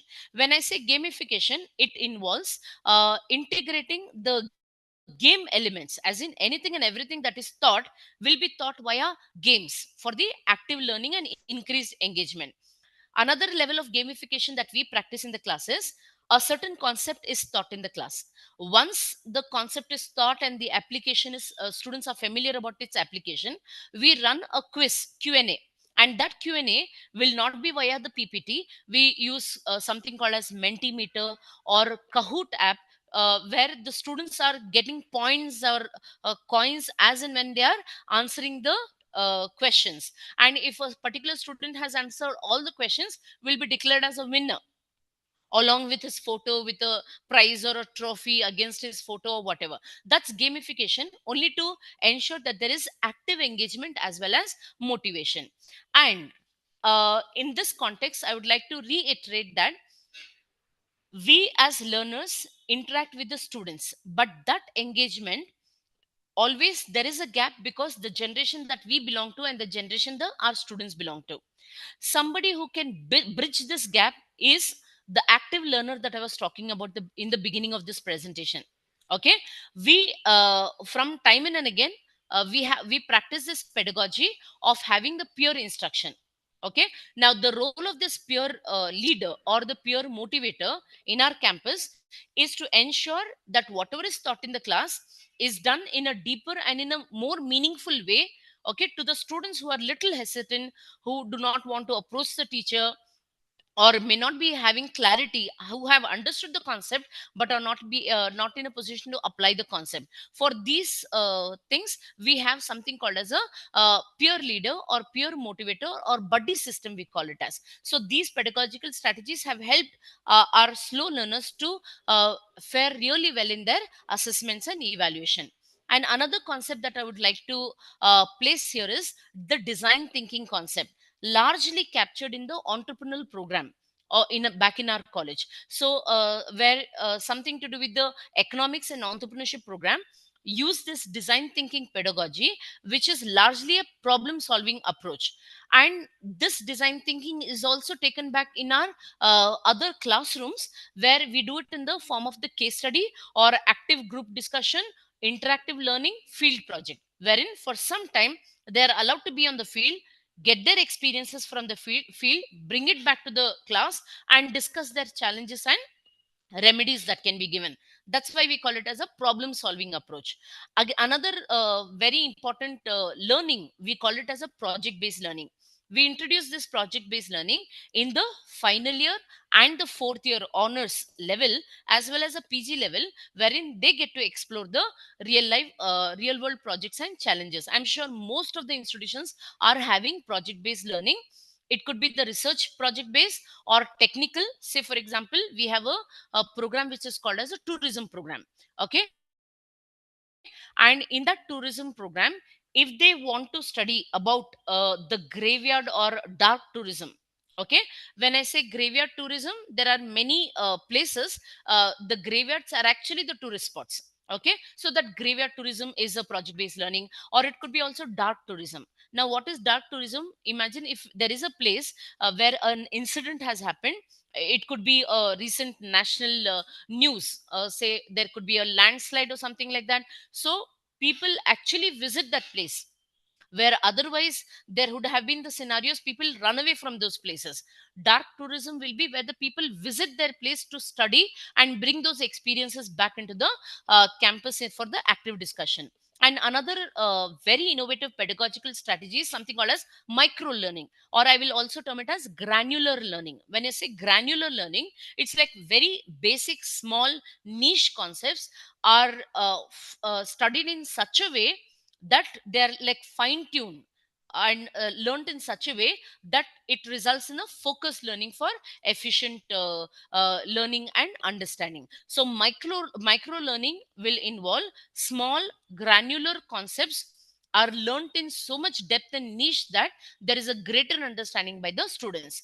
Means in our pedagogy also, the entire syllabus, we break it into several components or activities or topics. Those topics will have subtopics. When we discuss in greater detail, they become the they give way to the micro learning. So these are the innovative pedagogies that we have been using back in our modern classrooms, as listed here again. Here is something that I very interesting part of my presentation is what are the high-end AI tools that are available for our teaching learning. Instead of calling it as AI tools, I will want to reiterate and use it on innovative teaching or technology pedagogies or technologies. Now in this case, there are several components. Say for example, I want to generate a content. I want to say identify a certain content for my teaching. So something that we are all of us are familiar is chat gpt. Even better tools are, we have Claude, we have Gemini. All these will help us in ideation, that is generating the teaching concept, also framing quizzes as well as simulation models. For all this, you have to give a correct prompt. The minute you give a correct prompt and also the personalized prompt, what do you want? If the prompts are correct, I'm sure the content that is generated will exactly suit to what you want to take it back in the class. We have another tool that you should be this particular mode, as in this particular session was purely say an interactive session. If it were to be hands on, I'm sure I would have taken you to individual, like each and every AI tool or the technology enablement that's available to us. And by navigating through this tools, you would have understood that how much beneficial and how much deep they are. When it comes to, they only enhance your teaching learning, and I'm sure students will also appreciate this depth of learning and assessment back in their classes as well. So since this is a session where I'm supposed to only take you through, please be familiar with this. Each of these tools have their own implications as well as more of advantages than the limitations.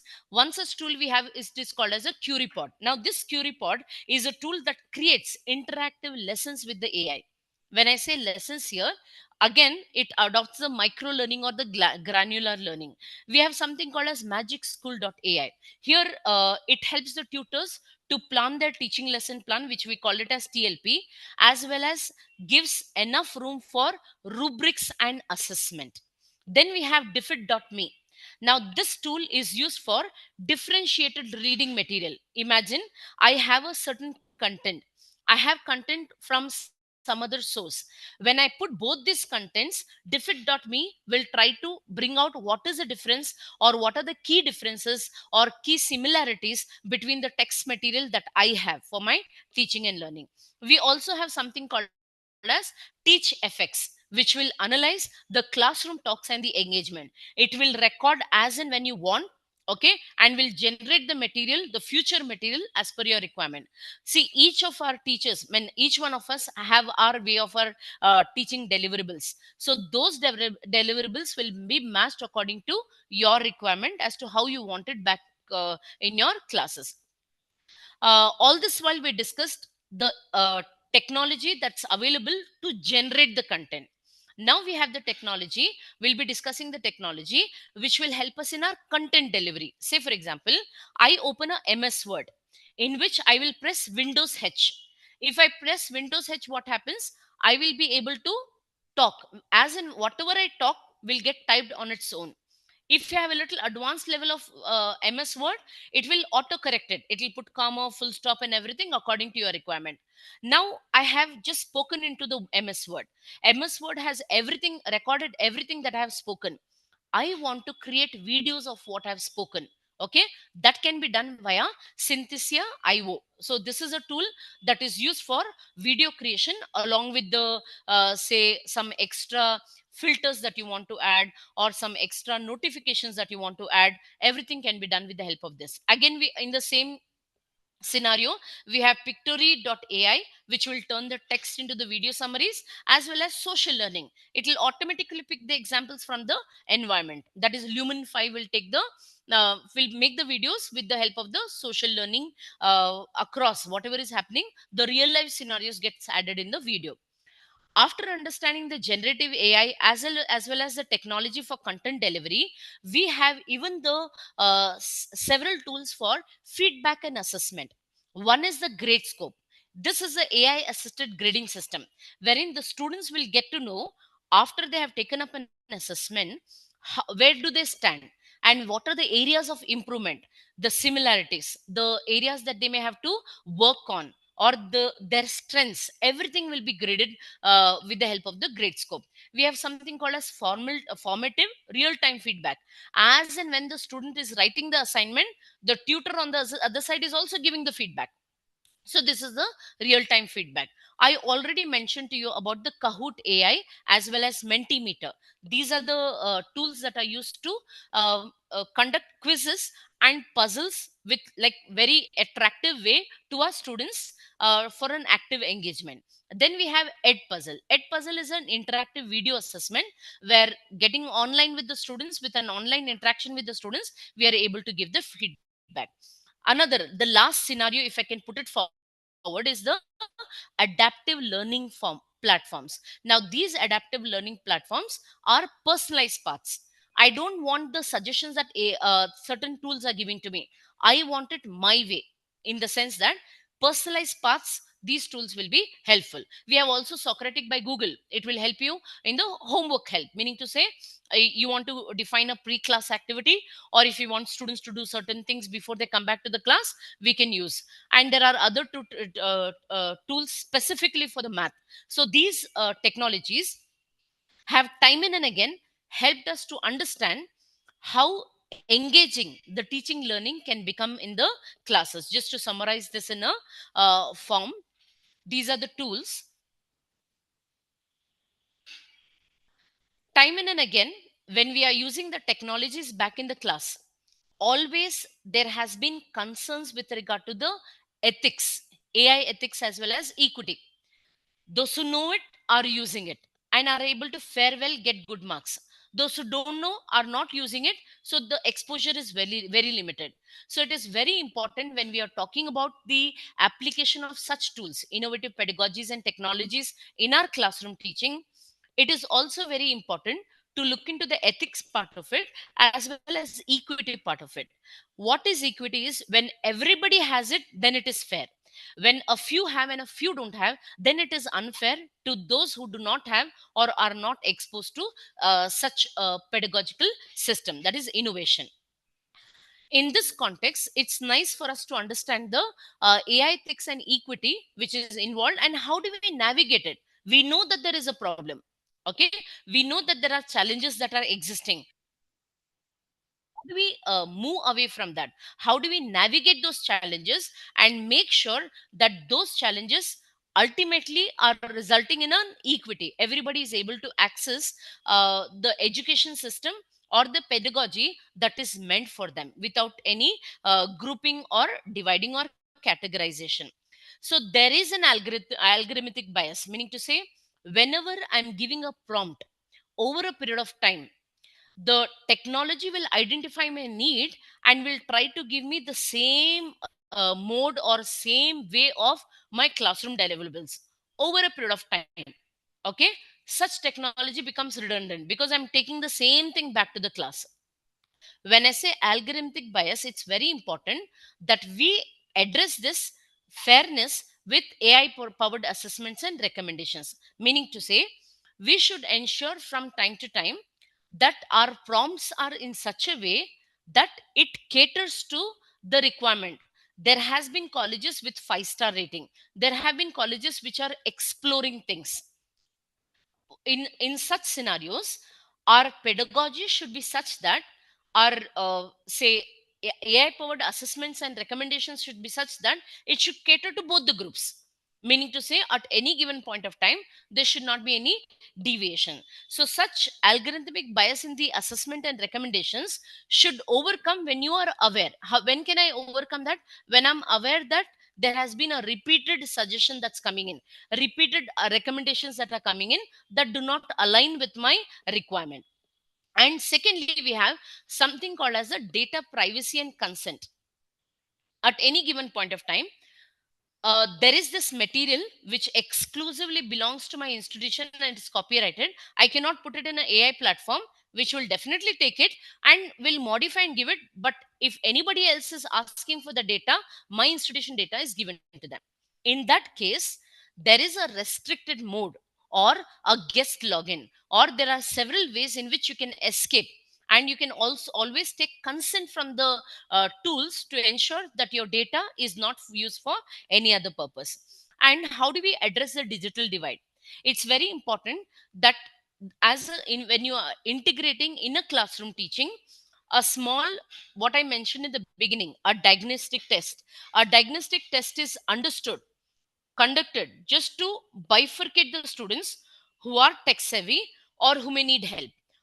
Once you understand the student profile, you will be able to provide the classroom deliverables in such a way that both type of students requirement is taken care.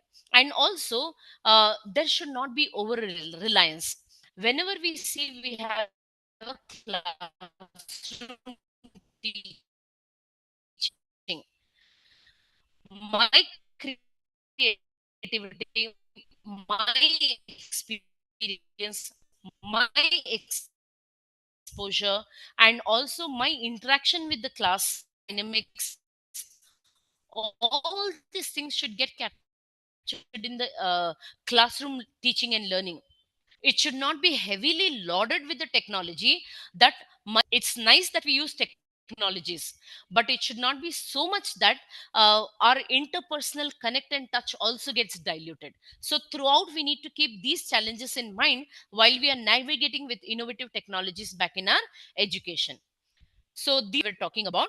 Proceeding with the next aspect. I have listed out a few column is the pedagogy. The second column is the tool. But if you are seeing here tool, clubbing of 2-3 tools together can result in a better result or assessment or evaluation. And last is a sample application. The first column, I repeat, is a pedagogy. The second column is a tool. And the third column is a sample application. Say, for example, I'll take experiential learning. When I want to bring in experiential learning back in my classroom, in the campus it happens. When I take students to industrial visit, it becomes experiential learning. When I take students for an outreach program, that's experiential learning. If I want to have experiential learning back in my classroom, I can do it by Canva and Synthesia. Now what happens is, the students and the tutor guided, the students are able to create video content relating to the material in the best way possible. Already with the reels and everything, our students are more well versed than creating a short video content. But this is something to do with the creating effects, adding notifications, and several other things in your interaction. So students create video and the assessments are done. So it's an experience for them. The students get to experience how they can create a video relating to the topic. Instead of presenting, a video is made by them and they get marks and assessed for that. So they have used a technology here, they have used a innovative pedagogy here. Say for example, I will not be able to cover all the pedagogies. Maybe the last pedagogy that I can discuss here is a reflective learning. If I want reflective learning in my class, I will club two tools. One is Padlet, another is QtPod. When I club these two tools, what is the outcome of it? The sample application that I'll have is digital journals as well as ideation boards. When I say ideation boards, all idea generation, thought. See, when we are planning something, when we are strategizing something, many things come up. When many things come up, they are put on the board. So ideation boards will record all the feedback from whoever is in the group, and with the help of that, a concrete concept is developed. That's called as digital journal and ideation board. So these are the few other things that we can take it back to the class. And here, one very important thing that I would want to highlight here is, what is the role of a faculty? What is the role of a faculty in a classroom which is AI enabled? Because when I was in one of our learning objectives right in the beginning of this presentation, I reiterated that we are dealing with people who are from Gen Z. They are tech savvy. They are called as digital natives. They know technology better than us. When we have this scenario, how is the evolving role of faculty we need to stress on to ensure that in a classroom which is AI enabled, which is technologically enabled, what is our role? Our role should not shrink. Our role should become a role of a facilitator. So here we have a very nice caption that I came across: from a sage on a stage. I repeat it again: from a sage on a stage to the guide on the side. Okay, our role is shifting. We are somebody who are say veterans on a stage. We stand on a dais, we deliver our content. So our role is slightly shifting. We are now moving from a sage on a stage to the guide on the side. We are guiding them, but our role is on the side. We are not in the spotlight anymore. So there is a shift in the traditional lecture to a facilitator or of discovery. So role shift is happening. It's nice that we as a tutor or a faculty, we are accepting it gracefully. It's nice to understand that they know better than us, not concept wise, not application wise, but technology wise. So we take a step back, allow them to explore, bring it to the class as to what they have to offer when it comes to this topic. I'm sure they are able to tell better than us. And as a role of a facilitator, it's very important that you emphasize on critical thinking. When I say critical thinking goes hand in hand with the logical reasoning. When I say critical thinking, any topic, anything that's happening in a real life scenario, you can bring it to the class for 10-15 minutes discussion as to what is your perspective on this. Trust me, back in my class when we have been practicing it, the kind of perspective the students have about a given scenario, it is so enriching for us as a faculty. They have I usually conclude that our students have touch and go learning. They know things superficially, but when we invite for perspectives, when we ask them to speak about a given scenario and give them some time to prepare, they are so well versed in bringing forward. It's something very, like, very mesmerizing for us as a faculty to know that our students really are faring well in their concept enrichment. So critical thinking is what has to be facilitated. It could be fostering a debate or an analysis, or it could be any topic that we want to talk about. And also be a co-designer. When we say a co-designer, students are well versed, but they may not be as well versed in terms of the concepts, is where we go hand in hand with them. We co-design, we collaborate for the meaningful engagement and learning. And also curator of the tools. When I say curator of the tools, we need to select, we need to identify the resources that meet multiple needs or diverse needs of the learner. Okay, say for example, a student is very good in theoretical only, another student wants a hands-on experience on that. So there is a diverse learning. How will my deliverable in the class, how my role as a faculty should cater to both at the same time? And I also told you there are slow learners and advanced learners. How my deliverables should cater to both. One simple example: after introducing a concept on the board, we my concentration will in the class will not be on the advanced learners. When we go around, we have identified the slow learners. My engagement, my discussion will be only with the slow learners, because that becomes a focused attention. Like that, I'm able to cater to the diverse learners needs effectively. So that's how this particular slide highlights how the role of a teacher is shifting. Like I said, sage on a stage, and then we are moving to a very positive approach to the transforming teaching role is becoming a guide on the side. Okay, so that's how our role as a facilitator is changing. The next set of presentation would be to highlight on what are the best practices in the implementation. How can you do it? Okay, see, tomorrow, after going through such a wonderful session, I mean, we have been attending quite a few FDPs. After attending like meaningful sessions, next day we can not go back to the class and implement everything. Okay, it will be an information overload, or suddenly students will feel, what happened to my teacher suddenly? Okay, so much of bombarding of information is happening. All this has to be done phase wise. Okay, now these are the 5 best practices that has been listed out. How can you take it back? You know the technology, you know the pedagogy, how will you take it back to the class? Okay, small micro steps. Okay, or pilot wise. It's nice to test it on the class to than to go for upfront implementation. Okay, that's not correct. It's nice to test it on the class by pilot study, or in a small different ways, or phase wise introduction of the technology. So it's nice to it's been illustrated very well here. Implementing educational tools, start small, begin with 1 or 2 tools in order to test the feasibility. Once you have introduced this pedagogy in the class, once you have introduced a new technology in the class, in your teaching, learning, or assessment, whatever it is, always it is nice to take the feedback of the student. Okay, how did they feel about the new introduction in the classroom environment? Then it is also nice to collaborate with the peers. Okay, to discuss it with the peers, to share your insights. So that becomes a best practice. They either take it back to the class, or they will tell us how we can revise our practice. And then ensure accessibility. I am having a very high end phone. Okay, I'm giving an example. I have a high end phone, a very nice high end laptop and a technology. I'm taking it back to the class, teaching the students, and walking out of the class. The students don't even have access to it.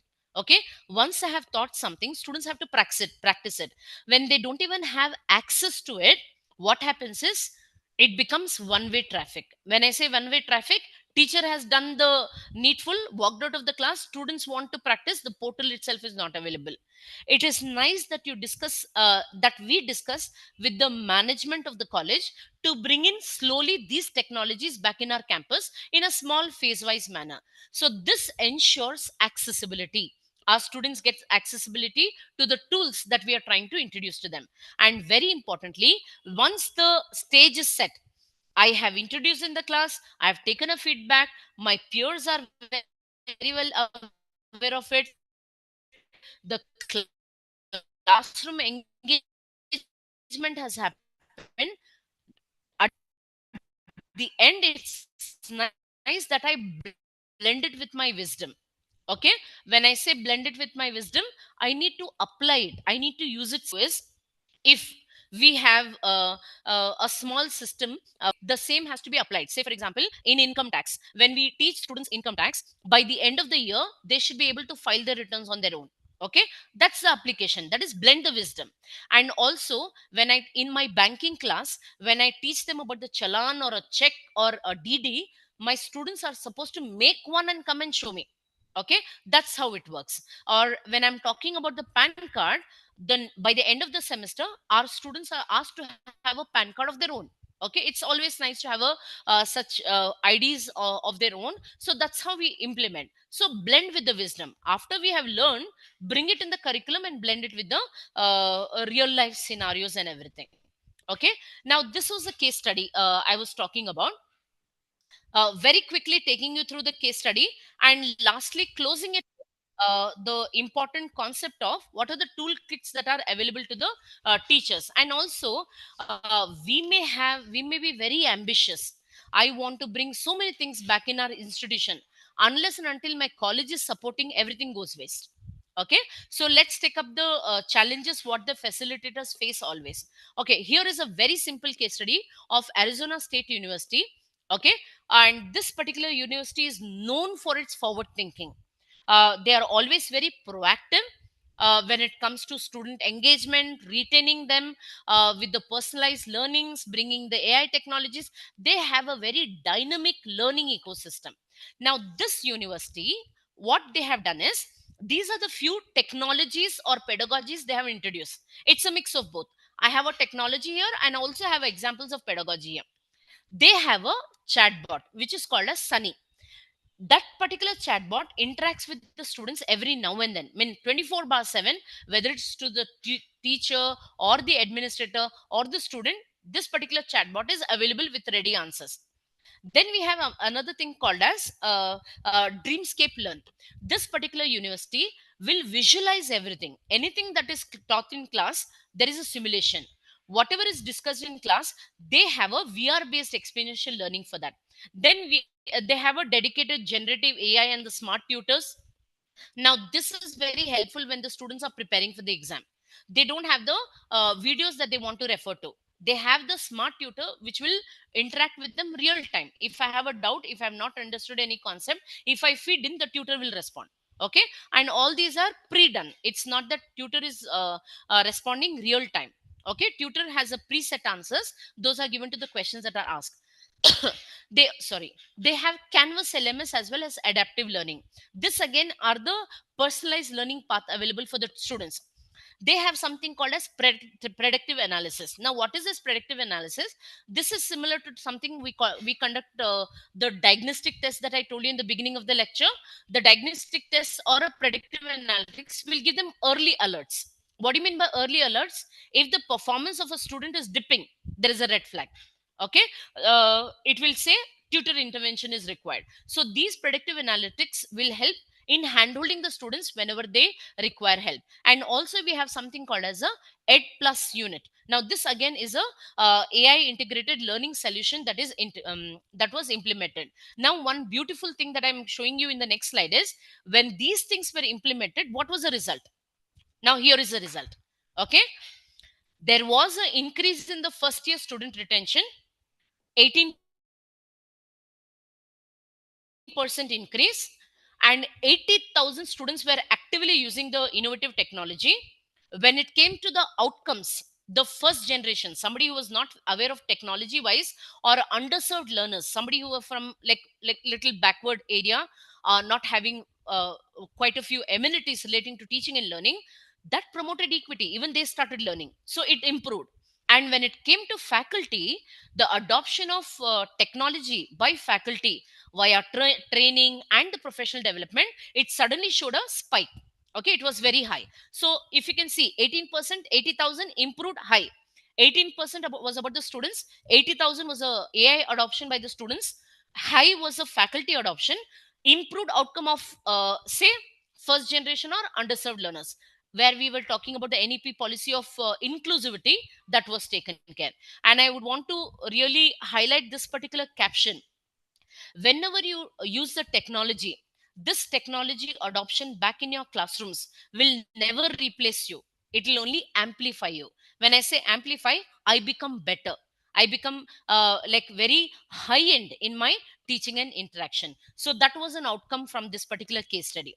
Okay, so the same thing is introduced to you in a flowchart form as to how the Arizona State University's AI powered learning ecosystem worked. And lastly, I was talking about, there are two more slides to close. One slide will be about what are the challenges that we may face when we want to introduce this. Another slide will be talking about what are the tools or the kits that are available. Okay, immediately tomorrow after the session, if I want to take it back something to my class, what are the toolkits that are available to the tutors or the facilitators? Let us discuss first the challenges and the say common challenges and the overcoming strategies that are available. One is resistance to change. It becomes very difficult for us to introduce these things and make our faculty students adopt to it. Secondly, tool fatigue. I'm already so say, because so much is available, I don't know when to use what. There is already a tool fatigue, and there's a training gap. So that's why we have to conduct regular FDPs to our teachers, to ensure that there is a literacy about the pedagogy they can use. And also, when all is there, when there is no resistance, there is no tool fatigue, when there is no training gap, there is infrastructure limitation, meaning to say the college or the school does not have the required infrastructure. And lastly, there is academic integrity issues, meaning to say something is available easily, I take it straight back to the class without even checking it. There comes the AI integrity and also the plagiarism issues. How do we overcome them? I have listed out a few challenges here. How do we overcome them? One is regular ongoing support. Resistance will be to change will be when you use a top down approach, meaning to say it's when it is an imposed style.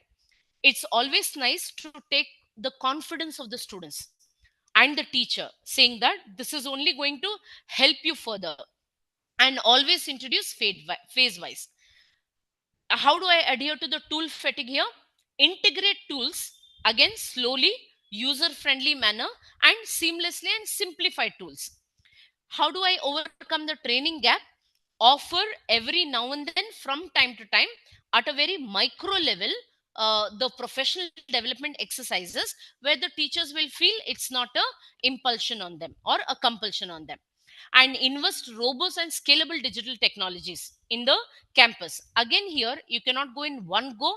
In a very small phase wise manner, this could be done. And lastly, have nice checks and balances. When I say checks and balances, if tomorrow is somebody is asking me for a research paper, trust me, in 3 seconds I can make a research paper which will be a scopus level acceptance of research paper.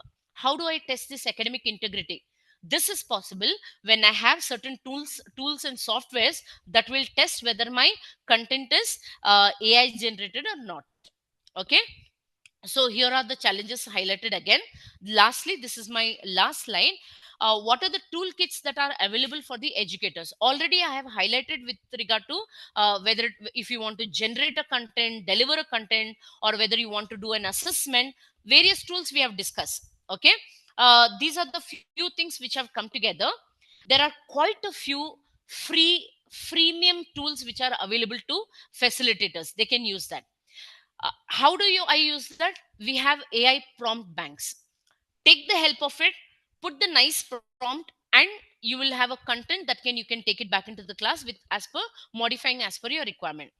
There are several flipped classroom templates that are also available. Okay, use it. Okay, or design it, modify it to your consent. And lastly, there are so many online communities that are available. These are the communities of the educator forums who are regularly sharing. One such community is LinkedIn. Okay, but these communities that I'm talking about are interactive communities. I post a query, at least like there are 7 8 people having the like-mindedness are giving me solutions for that. Okay, so these online communities, these social media groups only help me in enhancing my experience, sharing my experience, and also I get corrections from time to time with regard to how I use my pedagogies and technologies and everything. With this, I have completed all that is a part of my presentation. I will be open to take questions. I hope I've covered whatever the agenda of the meeting was. Uh, I will be able to share this PPT with the program organizer for your reference, and I'll also share my email ID for so that we can interact, we can network whenever and however we want to. Thank you. Thank you, Ruxana ma'am. Ma'am, can we take a few questions which is already posted in the chat box? Sure, I'll just understand. This question is from Yasmin Taj. Okay. So shall I read out the question for you, ma'am?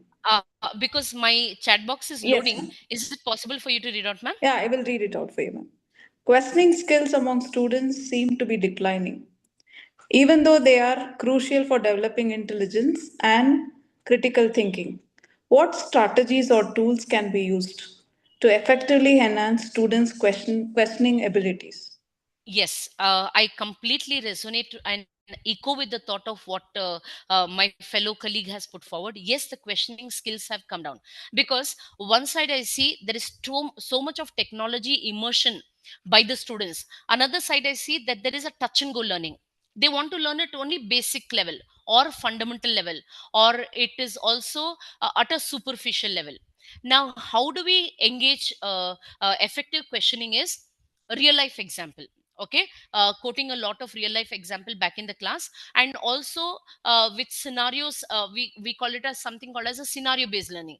Give them a scenario, give them some time, unless and until you handpick them and ask them for an effective engagement. I don't think so that this will we as facilitators, we should continuously ensure that we have to have it's a forced or coerced way of asking them to interact. We have to continue with our efforts. We have to handpick them, or we should encourage somebody who's continuously talking, encourage them. At least that becomes a motivation for the others. So we don't have a dedicated AI tool for that. I mean, I'm yet to explore that. Like I said, I also have a tool fatigue now. We are yet to explore it, but we told, right, Kahoot app and everything. With these things, after they finish the quiz, some questions can pop up. What is your understanding on this? What's your perspective on this? So that could be one of the ways. Thank you, ma'am. Can we take up the next question, ma'am? Shall I read it out for you? Yeah, sure. Sorry, my chat box is still loading. I'm sorry. How do we address the plagiarism issue by using these tools? See, the plagiarism issues, we have, again, AI is coming to the rescue there. We have so many free plagiarism tools available, which will detect AI, which will also say that this is paraphrased. What happens is, I've taken AI content, I paraphrase it. Even the tools are able to identify that. We have plagiarism tools, which will give me similarity index, how much is taken from which source, less than so much percent, everything. All these tools are available. Turnitin is a very good software, but that comes at a little cost. I think the basic subscription fees is about 1 lakh or 2 lakh. What we do back in our institution is, we have many sister institutions. We subscribe, and most of us share. So like 7 8 institutions, some 10,000 students and faculties are using. Like that, the cost gets divided. So quite a few AI software itself is available. Maybe if I'm given an opportunity, I'll add in this slide what could be the different tools that we can use to detect plagiarism and other things, paraphrasing and all that. One such thing I can tell offhand is Quillbot. QUILLBOT. I can add it in the chat box also. This is a very while you're searching for Quillbot, automatically Google will give you many other tools to understand how to check the plagiarism and the paraphrasing. Yeah, ma'am. Thank you. Can we take up another question?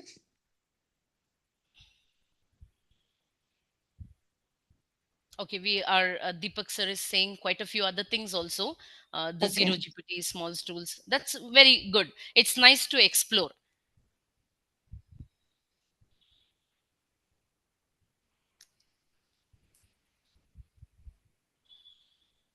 Is there any other Yeah, question? ma'am. One last question. Sure, What sure. are the impediments in execution of technology in rural India, ma'am?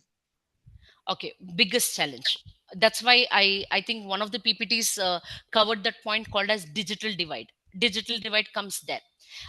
They may know have the phone, they may be using it for something else. Content creation. Very. I mean, I think there is a recent statistics. Instead of using it the phones for the education purpose, they are using phones for content creation. For what? For a few likes or whatever. So that's the trend. When the mobile phone is there, when the access is there, when the internet is there, it's not meaningfully used for education purpose. That's one of the research highlight or the insights in the recent finding. And secondly, that when the survey was conducted by the Digital India, this was the outcome of the study. And secondly, how do we ensure that it reaches? There are so many free tools that are available for students as well as learners. They just need to have the infrastructure. One is maybe a smartphone or a smart board or the internet connectivity. It is a tutor who's supposed to take it back to the rural classes, and also the supportive infrastructure. I don't know if I may have partially answered it or misunderstood the question. Ma'am, Dr. Sri Lakshmi, ma'am, can you repeat the question? Ma'am, you're answering it in the right perspective. Okay. It's about So, rural India. Yes, ma'am. rural India. So that's what I said. A greater responsibility comes on the institution, the tutor, as well as active engagement by the students. You know it, but you're channelizing all your energy somewhere. Okay. They say no. Instead of seeing the short video contents, if the same view, the time that they spend on the mobile phones and everything is for the say enhancement of their education and everything, rural India may not remain rural India. That's how the interpretation is of the digital divide. As in Digital India survey that was done recently, back 2023, when they wanted to see, when they wanted to introduce DPDP Act, okay, Digital Personalization Data Protection Act. When they wanted to introduce that, they just took a small survey. It's wrong to say that the rural do not have internet connectivity or rural do not have access. There is access, but either the institution is not using it, or the tutors are not aware, or the students are misusing it. Okay.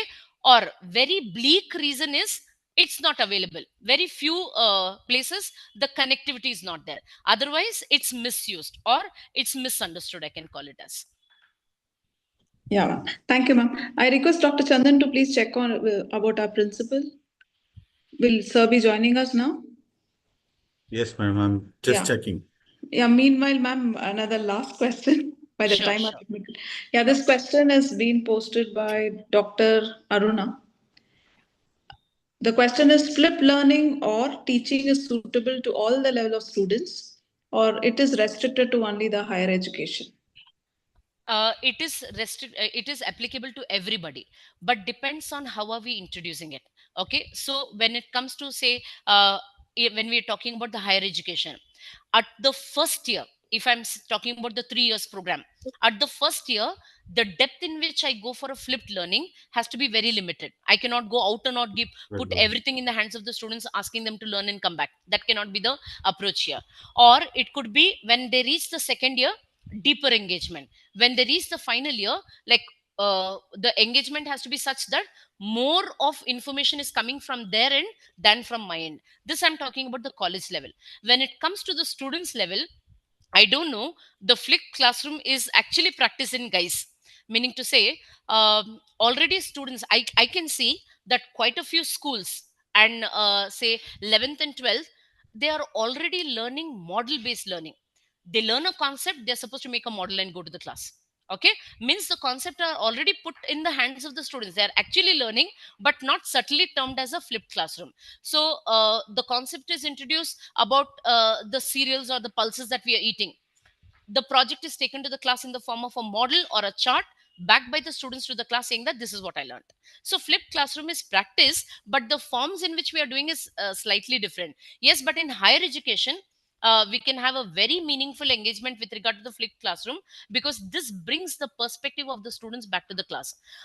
Actually, most of the time, if you ask me, at least I have reached a stage in my life that I look forward to hear from my students, because I know less. I consider that I know lesser than my students when it comes to technology. So when anything to do with the technology and some innovation, I give the benefit to my students to bring it back to the class. They are able to put forward better than me, is what I feel. Conceptually I'm strong, but technology wise they are strong. Yeah, ma'am, it's high time we have to collaborate with our students. Yes. Yes. Any updates from Dr. Chandan? No, madam. I think sir is busy. No, Okay. sir is driving. He's stuck in traffic. He asked us to finish the session. Okay. Ma'am, can we quickly take the photo session now? Dr. Shobha? Yes. Yes, I request everybody. everyone to switch on your videos and smile, please. Dr. Chandan? Yes, ma'am. Your Yes. video is not on, Chandan sir.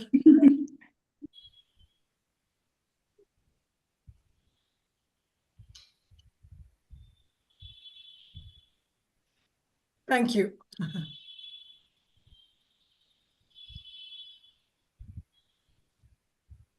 Smile, please.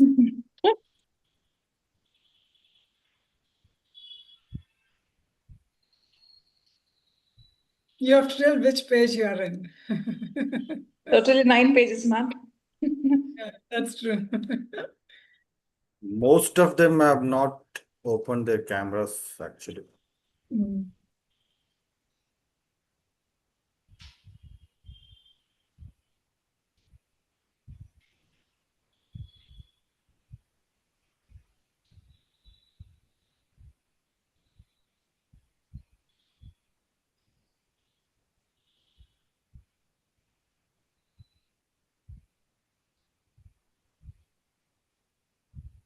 I think it's done, ma'am.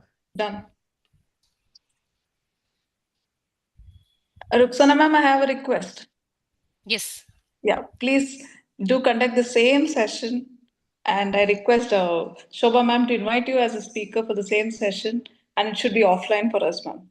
Sure. Pleasure is all mine, ma'am. So I've already made a request with Dr. Shobha because it's a need of this present hour, ma'am. Yeah, Yes. though few AI tools, as you mentioned, we are using, but after seeing the list of AI tools which you posted, we are really surprised, and it's high time we have to learn and explore. And I prefer hands-on training, ma'am, because I can Yes, list them, but okay, inside it, when we navigate, there are quite a few things that we can do with the apps. okay. So hands-on would be better. And we also have your question like, are these subscriptions required or are they free tools? And if They they are are free free. tools, how do we access them? Actually, they are free, ma'am, but they are Okay. free for some time. But I have a way to do it. You have to Yes. just have a multiple IDs. Say, for example, I have Okay. some 10-15 IDs. Once I say the free use, once it expires, I log in through another ID and then another ID. Like that, we are able Yes. to use. They have not said mentioned that you are supposed to use different systems. They've just told different ID logins, you can get the access. So they are free, but you should know how to use it. Yes, So with ma'am. So different logins, please teach us when it we can. meet offline session too. So it will be Sure, having a great experience for us. sure, Ma'am, sure. most of them are requesting for an email ID. Can you please post it in the chat box? I will do it right away.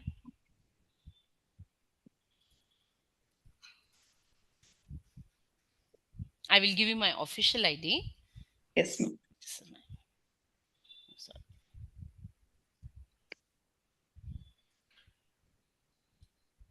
Thank you.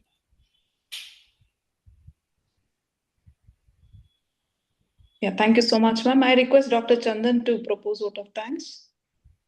Thank you, ma'am. Yes. Hope my voice is audible. Yes, Chandan sir, please Yeah. proceed. Good evening, everyone. As we come to the close of today's knowledge-filled FDP, I am honored to deliver the vote of thanks on behalf of entire Government RC College and FDP team.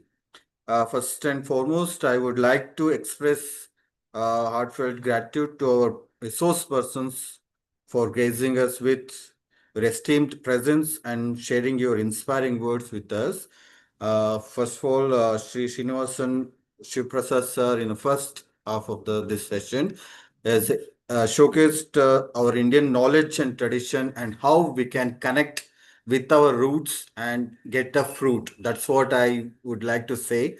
It was so good, and we are clearly able to understand that how we can go back to our roots and get our fruitful fruits of today's time.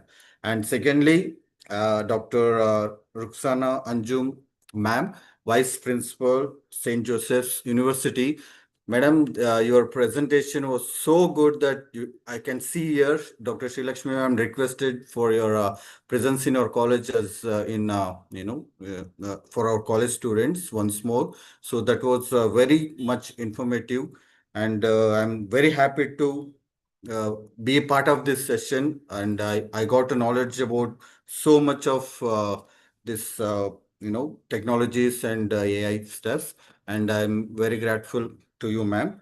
And special thanks goes to our principal, Dr. Ajaz Ahmed Khan sir, for his continuous support, and a big thanks to our Shobha madam for conducting this FTP, our Arish sir, Jayalakshmi madam, Sri Lakshmi madam, and lot of people who are involved in making this as a great success. This is just a beginning. Still, we have need to go forward and get all the things. And also, I would like to thank all the teaching faculties who participated today and got a lot of knowledge. And thank you one and all.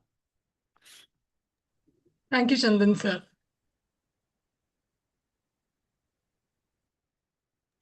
Ma'am, please share the attendance link. Most of them are asking for. I've already shared the attendance link, and the Zoom meeting will be open for 15 minutes.